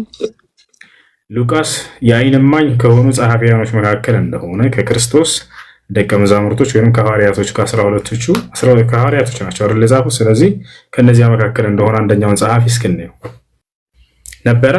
እርሱም ላይኖር ይችላል። አንድ ነገር ልንገር፣ 12ቱ መርጧቸዋል። ከሞት እሱ ከአረገ በኋላ ግን ብዙ ቦታዎች በብዙ ቤተክርስቲያኖች ሐዋርያቶችን መርጠው ራሳቸው ተሿሹመው ይሄዱ ነበር። ምክንያቱም ትንሽ ጊዜ ነበር። ምናልባት 10 አመት እንኳን አይሞላቸውም። እሺ ለማንኛውም አንደኛው እሱ ነው። ሁለተኛው ነገር ምንድነው? ማርቆስ ሁላቸውንም እናያቸዋለን። ሁለተኛ ማርቆስ ኢየሱስ ክርስቶስ ከመረጣቸው ከ12 ደቀ መዛሙርት መካከል አይደለም። ጳውሎስ ነው አይደል? ጳውሎስ ነው እንትን የሚባለው። ችግሩ ጳውሎስ ላይ ነው። በእስልምና ምናምን ጳውሎስ ነው ችግሩ። ጳውሎስ ደግሞ ኢየሱስን አሳዳጅ ነበር። በቃ አሳዳጅ ነበር። እሱ ደግሞ በቃ ራሱ ተገልጾለት እንትን ብሎ ስንት ዓለም ላይ ታሪክ የሰራው እሱ ነው። ታሪክ የሰራው ስለ ማለት ነው ብዙ ቤተክርስቲያን ያነሳቸው ስለነበር ጥሩ አርዕስት ነው። ያው እዛ ጋር የነበሩ ሰዎች ናቸው። በታሪክ አይደለም ነው አንዴ ለመሆኑ ጳውሎስ ኢየሱስ ክርስቶስ የመረጠው ደቀ መዝሙር ነው ወይንስ አይደለም የሚል አርዕስት አሁን እኔና ኢብራሂም ለምንድነው? አንዴ በዚያ ላይ ጥያቄ ሁሉ እንጠይቃለን። እሺ ጳውሎስ ማን ነው? ኢየሱስ ክርስቶስ መርጦኛል ብሎ የተነሳ ሰው ነው ጳውሎስ። ኢየሱስ ክርስቶስ ግን በምድር ላይ ሳለ ሐዋርያቶቹን ምን ብሎ ተናግሯቸው ኑዛዜ ሰጥቷቸው ነበር? አደራ ከእኔ በኋላ ከዚህ በኋላ ማንም ሰው መጥቶ ክርስቶስን በዚህ አየሁት ብሎ ቢነግራችሁ እንዳታምኑት፣ ያ ሐሰተኛ ነብይ ነው ብሎ ተናገረ። ጳውሎስ እንዴት ተነሳ? ልክ ክርስቶስ ባስጠነቀቀበት መንገድ ምን አለ? ኢየሱስን በዚህ አየሁት ተገልጦልኝ ብሎ ተናገረ። መጣ፣ ራሱን በራሱ ጅሎ መታ ጳውሎስ። ገብታችኋል አይደል? ኢየሱስ ክርስቶስ ምን አለ? ከዚህ በኋላ ማንም ሰው መጥቶ ኢየሱስን በዚህ አየሁት ብሎ ቢነግራችሁ እንዳታምኑት፣ ያ ሐሰተኛ ነብይ ነው ብሎ ተናገረ። ልክ ወደፊት ጳውሎስ እንደሚመጣና በክርስቶስ ስም እንደሚነሳ አየሁት ብሎ እንደሚነሳና ከእርሱ እያስጠነቀቀ ሁሉ ይመስላል ኢየሱስ ክርስቶስ። በጣም የሚደንቀው ማለት ነው። ጳውሎስ እንዴት ተነሳ ብለን ስናይ ኢየሱስን በዚህ ተገለጠልኝ አየሁት ብሎ ነው አይደል? ነው ዮኒ? ያው ግን ደግሞ ዘመናቸውን ማቀራርበዋ አንደኛ እሱ ነው። ሁለተኛ ነገር አንደኛ እሱ ነው ስትለኝ ማለት ነው ራሳቸውንም ኢየሱስንም ሊያስረው የነበረ እኮ ነው፣ ሩቅ አይደለም። አንደኛ እሱ ነው። ሁለተኛ ነገር ምንድነው? ጳውሎስ ኢየሱስ ክርስቶስን እና ሐዋርያቶቹን ሲያሳድድ የነበረ ሰው ነው አይደል? መጀመሪያ ላይ ያቅ ነው። አዎ በጣም ጥሩ። ከዚያ በኋላ እንደገና እርሱ በቅጽበት ወደ ኢየሱስ ክርስቶስ ተገለጠልኝ ብሎ ወደ ሐዋርያ ያለኝ አለ። ተመልከቱ። ታዲያ አንድ ሰው ጥፋትን ሲያደርግ የነበረ ሰው ወደ ጽድቅ እንዳው ሲመለስ ያንን ጥፋቱን አምኖ ለዚያ ነገር የበደላቸውን ሰዎች ይቅርታ ጠይቁ፣ ንስሐ አድርጉ መሆን አለበት አይደለ? ከጥፋት ሰው ወደ ጽድቅ ሲመለስ ወለስ ተሳስቻለሁ? ታቅ ነው። በጣም ጥሩ። ጳውሎስ የቱ ጋር ነው እነዚያን የበደላቸውን ሲያሳዳቸው የነበሩ የክርስቶስ ተማሪዎችን ይቅርታ ብሎ የጠይቃቸው? እኔ ጠይቀኝ ወፍ አንዲት ቦታ እንደዛ አለ። ወዳው ተነሳና በቃ በቅጽበት ተመረጥኩኝ ያለ ወደ ሐዋርያ ሆነ፣ ወዲያው መጽሐፍን ጻፈ። አይደለም እንደዛ አይደለም። እንግዲያውንስ የቱ ጋር ነው ይቅርታ ጠይቃቸው እየበደላቸው ያላቸው? ብዙ ቦታዎች ማለት ነው። ለአይሁዶች እንኳን ሲያስረዳቸው እኔ እንደዚህ ነበርኩ ከዛ ተመልሼ ነው የመጣሁት ብሎ ብዙ ቦታዎች ተነግሯል። ስማቸውን አላውቅም እንጂ ማለት ነው። በቃ እንደሱ ከሆነ ማስረጃ ከሌለ አሁን በዚህ ነገር ላይ ማስረጃም እሰጣለሁ። አይኑን አጥፍቶት እኮ ነው አይኑ አጥፍቶ ይቅርታ ብሎ የጠየቀበት እነዛን የበደላቸውን ሰዎች አንደኛ የለም የትኛው እነሱ አላመኑትም ነበር መጀመሪያ። እኔ አይሁድ ነኝ እንደዚህ ነበርኩ ምናምን ብሎ ብዙ ቦታዎች አስረድቷቸዋል። አስረድቶ ብቻ ሳይሆን ማለት ነው እሱ የተነሳበትን አሁን ማስረጃ ከሌለ ወደ ቀጣይ እንሄድ። ጳውሎስ እንዴት ተነሳ የሚለውን አሁን እንመልከት። ጳውሎስ ሲነሳ ጊዜ መጀመሪያ ወደ ሰባቱን ቤተክርስቲያን የመሰረተው እኮ እሱ እኮ ነው። ሰባቱን ቤተክርስቲያን የመሰረተው እሱ እየዞረ ነው። ገንዘብ እየተቀበለ ነው እየከፈላችሁ ክርስቲያኖች እንደውም እየዘረፈ ተው እንደዚህ ያለው መጽሐፍ ቅዱስ ነው። ዕብራን አንድ ያውጣለት ና የለም እንደው መጨረሻ እና ላሳይህ ነው። ቆይ በማስረጃ ያው ጳውሎስ እየዘረፈ እንዲሁም ፍራንክ እየተቀበለ ነበር ሰዎችን ሲያገለግል የነበረው። እናንተን በብር ነበር። አንዴ ዕብራን አውጣለት ይመቻል። ያውና ጳውሎስ ምን እንደሚል ተመልከት። መጨረሻ ላይ በእጅ ሰርቼ ነው የሚለው እኮ አይደለም እየዘረፍኩ ነው የሚለው። እየዘረፍኩ ቃል በቃል ልናሳየህ ነው። ሁለተኛ ቆሮንቶስ ምዕራፍ 11 ሙሉን አንብብ ትንሽ። ሁለተኛ ቆሮንቶስ ምዕራፍ 11 ቁጥር 8 ላይ ጳውሎስ ዘራፊ እንደነበር ቃል በቃል ራሱ ይናገራል። የሚያገለግለውም በብር እንደሆነ ይናገራል። እንዲህ ዝም ብሎ በከንቱ አይደለም። ሁለተኛ ቆሮንቶስ ምዕራፍ 11 ቁጥር 8 ላይ ምን ይላል ተመልከት። እናንተን ለማገልገል ደሞዝ እየተቀበልኩኝ አለ ሌሎችን አብያተ ክርስቲያናትን ዘረፍኩ አለ ጳውሎስ። አላሁ አክበር። ዘረፍኩ እንዴት ይላል? እስቲ ለምሳሌ እንደዚህ አሁን ዘረፍኩ አይደለም ዘረፍኩ የሚለውን ያስኬዳል? ግንጃም ሱቁ ነው ያስኬዳል ይባላል። ለተራ ሰው እንኳን ያ አለ ጳውሎስ ምንና ተራ ሰው እንኳን ዘረፍኳችሁ ቢባል ያስኬዳል? እንደዛ እኮ አለ ጳውሎስ አለ እያልኩህ እኮ ነው። አንተ ቀድም በጣም ደንቆህ ነበር። እንዴት ይሄድና በፍጹም አይልም ጳውሎስ ብለህ ነበር። ያው እሱ እኔ አንተ በምገባው አቅ ስለምታወራው ዘረፍኩ አይባልም አለ እኮ ነው። በቃ ምንም አያውቅም ነው። ዘረፍኩ እንዴት ይላል? ሌላ ሰው እኮ ማንም ሰው እየዘረፍኩ አሁን ያሉት ፔንቶች አለ እኛ ምን እናድርገው እንግዲህ አለ ያው ጳውሎስ አለ ያልከው እኮ ነው አይደለም? አንተ ዝም እንደውም እኮ አይታየኝም ያንተ እንትን። በቃ እሺ አንዴ እንደገና እናሳየህ። እሺ ካላየህ አይደለም እሱ ጨለማ ነው። ማርያም ነው የምልህ።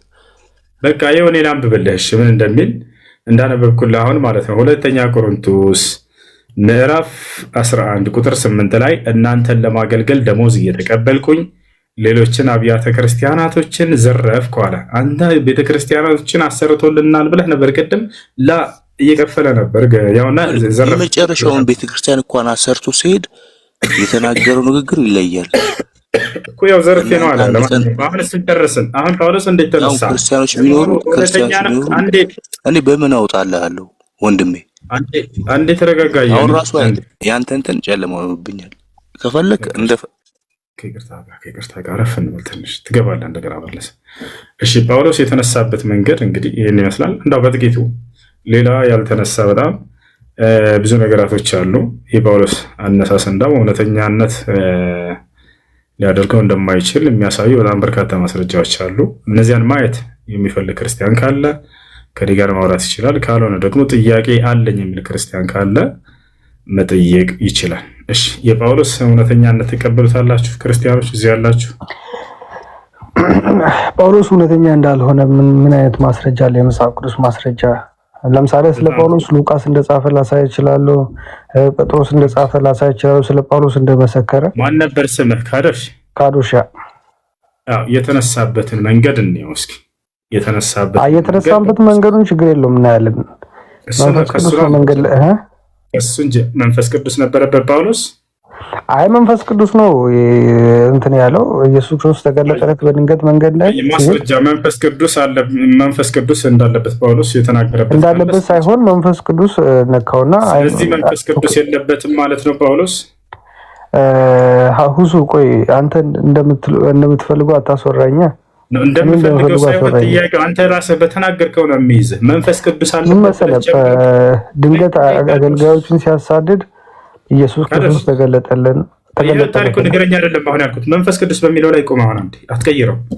ጳውሎስ እኔ መንፈስ ቅዱስ አለብኝ በእኔ ላይ የእግዚአብሔር መንፈስ አለ ብሎ የተናገረበት ቦታ አለ የለም? አለ።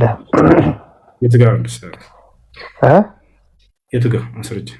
እሺ አሳያለሁ፣ ችግር የለውም። ከዛ መጀመሪያ እሱን ከማውጣት የለም አለ። የቱ ጋር ማስረጃ? እሺ ላውጣ አንዴ፣ እስከዛ ከሌላ ሰዎች ጋር ያወራኩ ይቻላል። ጥያቄ ነበረኝ እኔ። እሺ ጥያቄ ምንድን ነው? ጥያቄ ምን መሰለህ እንግዲህ እሱ ይሰማል አይደል? ይሰማል። ያው እንግዲህ ስለ አደምና ሐዋ ነው የምጠይቅህ ማለት ነው። አዳም ወይም ደግሞ በእኛ አዳም፣ ሐዋ ወይም ደግሞ በእኛ ሔዋን ፈጣሪ አዳምን ከፈጠረ በኋላ ማለት ነው። ፈጣሪ አዳምን ከፈጠረ በኋላ አንድ ሰው ብቻውን ይሆን ዘንድ አይገባውም ብሎ ከግራ ጎኑ ስንት አጥንትን ያወጣው? ከግራ ጎኑ ነው እንደ የተፈጠረችው ሔዋን እና ከምኑ ነው ታዲያ? እንደሱ የሚል መጽሐፍ ቅዱስ ላይ የለም አንድ ቦታ ላይ። እሺ በእናንተ ከግሩ ነው የሚለው ወይስ ከጭንቅላቱ ነው አንድ አጥንት ወጣ የሚለው? እሺ በአንተ መጽሐፍ ላይ የለም አይደለ? ከግራ ጎኑ እያሉ ሲነግሯቸው የነበረው ውሸት ነው፣ የለም መጽሐፍ ቅዱስ ላይ። ይሄን መጀመሪያ አሁን ጥያቄ እኮ ነው ጥያቄ እየጠየኩህ እኮ። እና ከየት ነው ታዲያ ስትል ጊዜ ከግራ ጎን እንደተፈጠረች እያረጋገጥክልን ነበር። ነገር ግን መጽሐፍ ላይ እሺ ሐዋ ከየት ተገኘች? እሺ ሐዋ ከየት የመጣች? እናንተ በእስልምና ጠይቀን ችግር የለውም። ከአደም ጎን ነው የተፈጠረችው። ከአደም ጎን። እሺ አስረዳኝ እስኪ። ስለዚህ አላህ በቁርአን ላይ ሲናገር ምን አለ? ሔዋንን እንዴት እንደፈጠራት ነብዩ ሰለላሁ ዐለይሂ ወሰለም ሔዋን እንደተፈጠረች ምን አለ የሚለውን አሁን በማስረጃ እንመለከት። ቃለ ሱብሓነሁ ወተዓላ ያ አዩሃ አማርኛ ይኸውልህ እንዴት አድርግ ወደ አማርኛ ሳልቀይር አላልፈውም። ነገር ግን በማስረጃን ከአረበኛ አስችል ከዛ ወደ አማርኛ ቀይረዋለሁ። ታገስ። አማርኛ ማውራት ትችል አደርግም እንዴ? ኩሁሱ መቀጠል እችላለሁ። ማስረጃ ወጥቻለሁ። ትችላለህ። አንድ ጊዜ ቆይ ቃለ ሱብሓነሁ አንድ ቤት አድርጉ። አምላክ አላህ ሱብሓነሁ ወተዓላ አራተኛው ምዕራፍ ላይ የመጀመሪያው አንቀጽ ላይ ሲናገር ምን አለ? ሱረቱ ኒሳ ላይ ያ አዩሃ ናሱ ተቁ ረበኩም አለዚ ኸለቀኩም ሚን ነፍሲን ዋሂዳ ወኸለቀ ሚንሃ ዘውጀሃ። እናንተ ሰዎች ሆይ እኔን ጌታችሁን አላህን ፍሩኝ፣ ያ ከአንዲት ነፍስ የፈጠርኳችሁ የሆንኩትን እንዲሁም ከእርሷ ከዚያው ከአንዷ ነፍስ ጥንዷን የፈጠርኩላት የሆንኩኝ ብሎ ተናገረ። ከዚያው ከአደም ዓለይሂ ሰላም ሔዋንን መፍጠሩ አላህ ሱብሓነሁ ወተዓላ ይናገራል። በሱረት ሩም ላይ አላህ ሱብሓነሁ ወተዓላ ስለ ሔዋን አፈጣጠር ሲናገር ምን ይላል? ከአዳም እንደሰራትና እንደፈጠራት ሲናገር ወሚን አያቲሂ አን ኸለቀ ለኩም ሚን አንፉሲኩም አዝዋጃ፣ ከተአምራቶች መካከል ከራሳችሁ ከሰው ነፍስ ጥንዷን መፍጠሬ ብሎ ተናገረ። ያ ነው هو الذي خلقكم من نفس واحدة وجعل منها زوجها ይላል አላህ በሱረቱል አዕራፍ ላይ። እኔ ያ አምላካችሁ አላህ ማለት ሰዎችን ከአንዲት ነፍስ ያስገኘሁ ነኝ፣ እንዲሁም ከእርሷም የራሷን ጥንድ ፈጠርኩላት ያደረግኩላት ይላል። ይህ ሶስቱ ማስረጃዎች ናቸው። ከሐዲስ ላይ ነቢያችን ሰለላሁ ዐለይሂ ወሰለም ቃል በቃል አላህ ሱብሓነሁ ወተዓላ ሔዋንን ከአዳም ጎን ፈጠራት ብለው ተናገሩ። ከአዳም ጎን አጥንት ፈጠራት ብለው ተናግረዋል ማለት ነው። ይህን ይመስላል። ቀጥላ እሺ። እና ታዲያ ከአዳም ጎን ሲፈጥር አንድ ሴት አድርጎ አይደል የፈጠረ? ታዲያ በእስልምና ሃይማኖት ውስጥ አንድ ወንድ ለአራት ከየት የተፈቀደ ነው? ምን አገናኘው? ያገናኘዋል። ህግ ነው እንዴ? ህግ በመጣበት ጊዜ ከዚያ በኋላ እናውራ። ከኔ ጋር ትወያያለህ? አሁን እኮ እየተወያየን ያለ ነው። አናግረኛ አንዴ። እንደሱ ከሆነ ከአዳም ጎን አንድ ሴት ፈጥሯል ካልከኝ በእስልምና ሃይማኖት ውስጥ ለምን አንድ ወንድ ለአራት ሴት ተፈቀደ ነው የምልህ።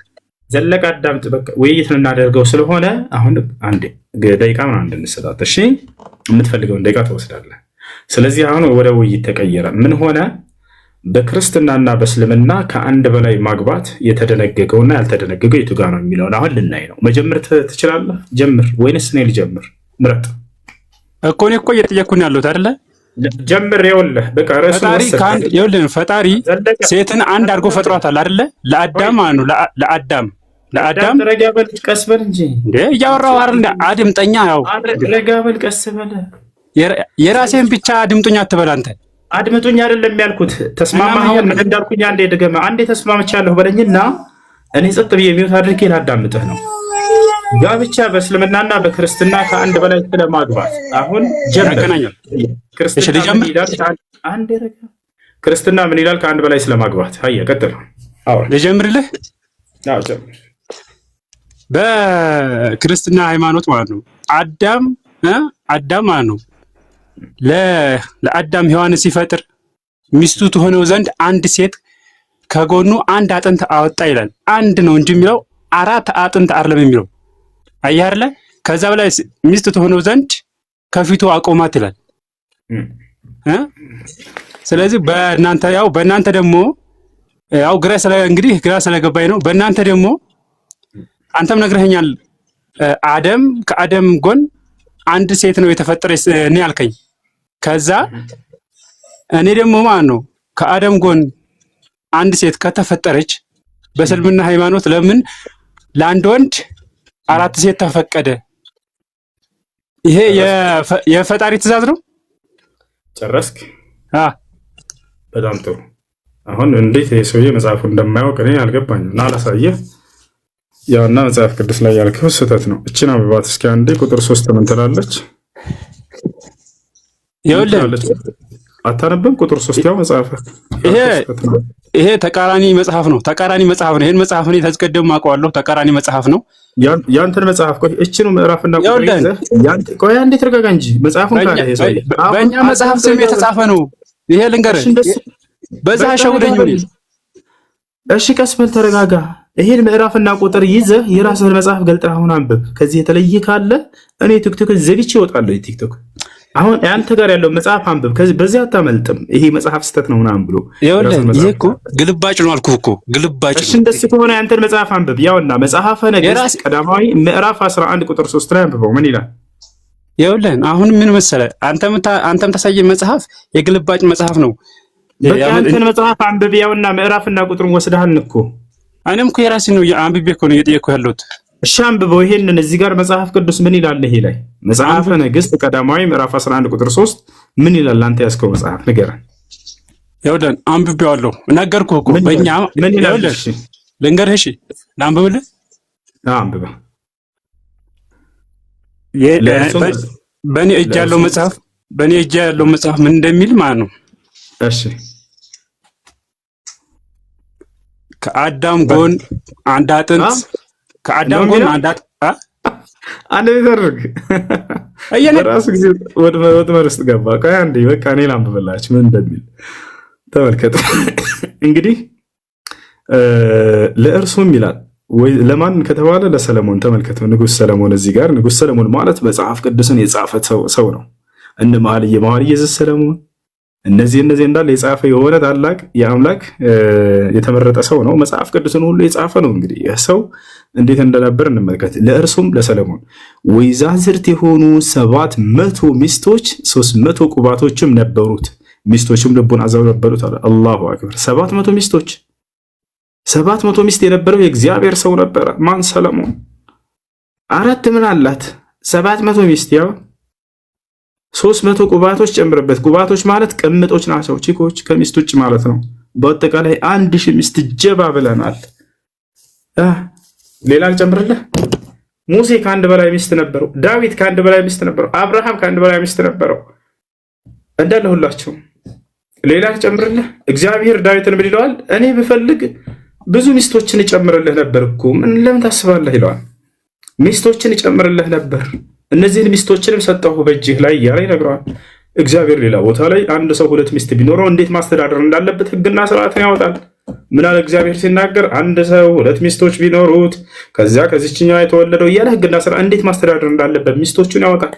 ላልተደነገገ ነገር ሕግና ስርዓት አይወጣም። አንድ ሰው ሁለት ሚስት ቢያገባ እርም ነው ነበር የሚለው። ነገር ግን አንድ ሰው ሁለት ሚስት ቢኖሩት እንዴት አድርጎ ሚስቶቹን ያስተዳደር የሚለውን እግዚአብሔር ይናገራል። ገብቶሻል አይደለ? ያ ነው። እሺ ለማንኛውም ስለዚህ አሁን በእስልምና ያለው ላስረዳ። አሁን አዳምጥሽ። ይሄ መጽሐፍ ሌላ ጥያቄ አለኝ። እሺ ያኛው ጥያቄ ምንድን ነው? ሌላው ደግሞ ጾም ስትፈቱና ጾም ስትይዙ ጨረቃን በማየት ነው። እውነት ነው። ሰው ሆኖ ጨረቃን አይቶ ወደ አውሬ የሚቀየር ፍጡር ታውቃለህ? እንዴት እንዴት? ጨረቃን አይቶ ወደ አውሬ የሚቀየር ሰው መሰል ፍጡር አታውቅም? የትኛው ዓለም ላይ ልጄ? እኔ ሰምቼ አላውቅም። ኢምራን ሰምተህ ታውቃለህ እንደዚህ? በቃ ስለ ቁርአን ምናምን በቃ እኔ ደግሞ በቃ ጠየቅኩህ አይደል? ስለ ቁርአን ምናምን አትበል። ኢምራን ያልኩት ቁርአን አይደል ያልኩት። አይ ይቀጥልሽ፣ ይቅርታሽ። በቃ ቀጥል። እሺ እንግዲህ ያው የሰው ጅብ ወይም ደግሞ አሉ ሆረሮች ምናምን ነገር። ስለዚህ ጨረቃን አይተው ነው እንትን የሚሉት ማለት ነው ወደ አውሬነት የሚቀየሩት። እናንተ ደግሞ ጾም ስትፈቱ ጨረቃን አይታችሁ ነው፣ ጾም ስትይዙ ጨረቃ አይታችሁ ነው። ምንድን ነው ይሄ ሚስጥሩ ነው?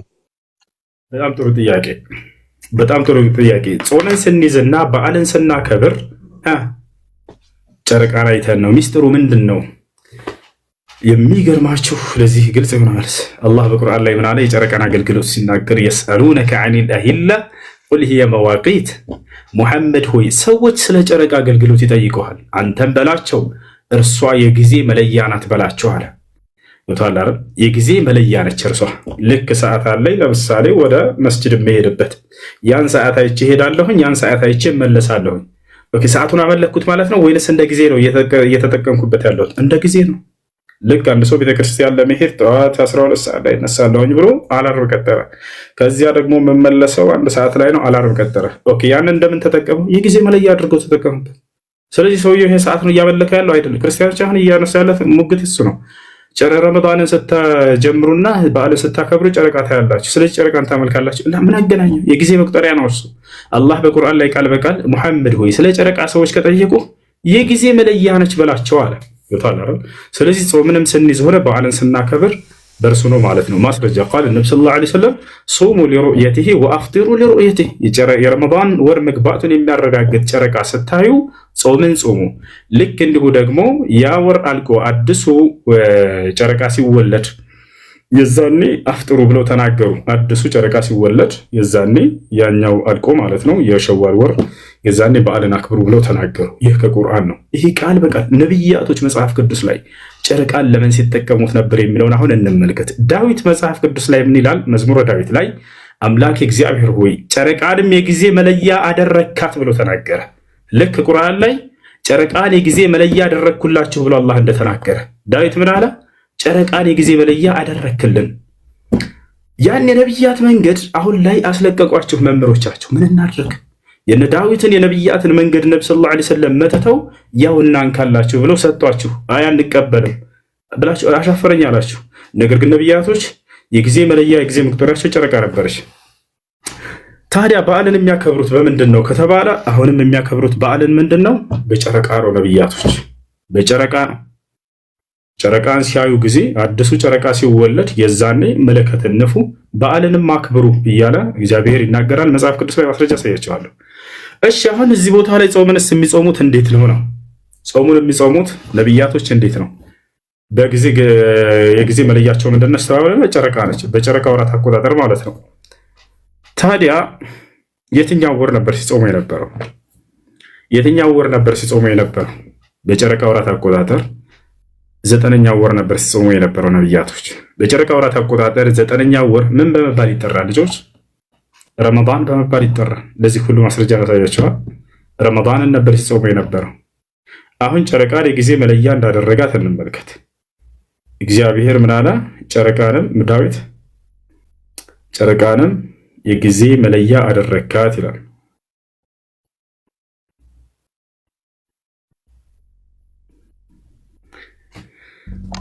እሺ ይሰማል። አይ እስከምታወጣ ድረስ ማለት ነው። ያው ጨረቃ ሳይሆን የሚቀየሩ ሰዎች አሉ ነው ያለው። እንደው ተሳስተህ ከሆነ የህፃን ልጅ ፊልም ላይ ነው ያለው። ህፃን ሆኜ አስታውሳለሁ እንደዛ ፊልሞች ነበሩ።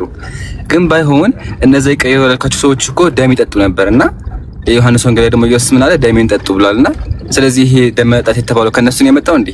እሱን ቢመልስልኝ በዛው። ወጥቷል መሰለኝ ልጅ ወጥቷል። ናሆም አለ ከላይ መሰለኝ ወይንም ክርስቲም ሰላም ነው፣ እንዴት ነህ? ይሄ ነው ሁሱ አለን። ደህና ነው ወይ? ሰላም ነው አለን አልሐምዱሊላህ። ደህና ነህ? ሰሃባዎቹ ለነብዩ መሐመድ አላህ በጅብሪል አማካኝነት ሲገለጥለት እማኞች ነበሩ እንዴ? አዎ ነበሩ። እሺ ለምሳሌ ማስረጃ ልስጥህ። እሺ እንደነበሩ ቃል በቃል አውጥቼ ላሳየህ። እሺ የነብዩ ሰለላሁ ዐለይሂ ወሰለም ሰሃቦች መልአኩ ጅብሪል ዐለይሂ ሰላም መጥቶ ጭራሽ እንዳውም ሚካኤልንም እንጨምርልህ ምርቃት እንወዳለን። ሚካኤል እና ገብርኤል ሚካኤል መጥተው ወደ ነብዩ ሰለላሁ ዐለይሂ ወሰለም ሲመጡ ያያቸው ነበር ሰሃቦች። እርሱን አሳያችኋለሁ። አንድ ግን የቀደሙን ቃል ገባችሁላችሁ፣ አንድ ላሳያችሁ። እንደ መጽሐፍ ቅዱስ ያውና ተመልከቱ። መዝሙረ ዳዊት ይታያችኋል። ምዕራፍ 104 ቁጥር 19 ጨረቃንም የወቅቶች መለያ አደረካት። ያው የወቅቶች የጊዜያቶች መለያ ነች። በቃ ጊዜያቶቻቸውን የሚለዩባት ይሄ የወራት የዓመት ምናምን በጨረቃ አቆጣጠር ነበረ። ጨረቃን የወቅቶች መለያ አደረካት ብሎ ቃል በቃል ተነግሯል መጽሐፉ ላይ። ስለዚህ በጨረቃ ወራት አቆጣጠር ነበር የሚጠቀሙት። ያ ነው። እሺ ይህን ይመስላል። አንዴ ክርስቲያን አንድ ማስረጃ ላሳየህ ነው።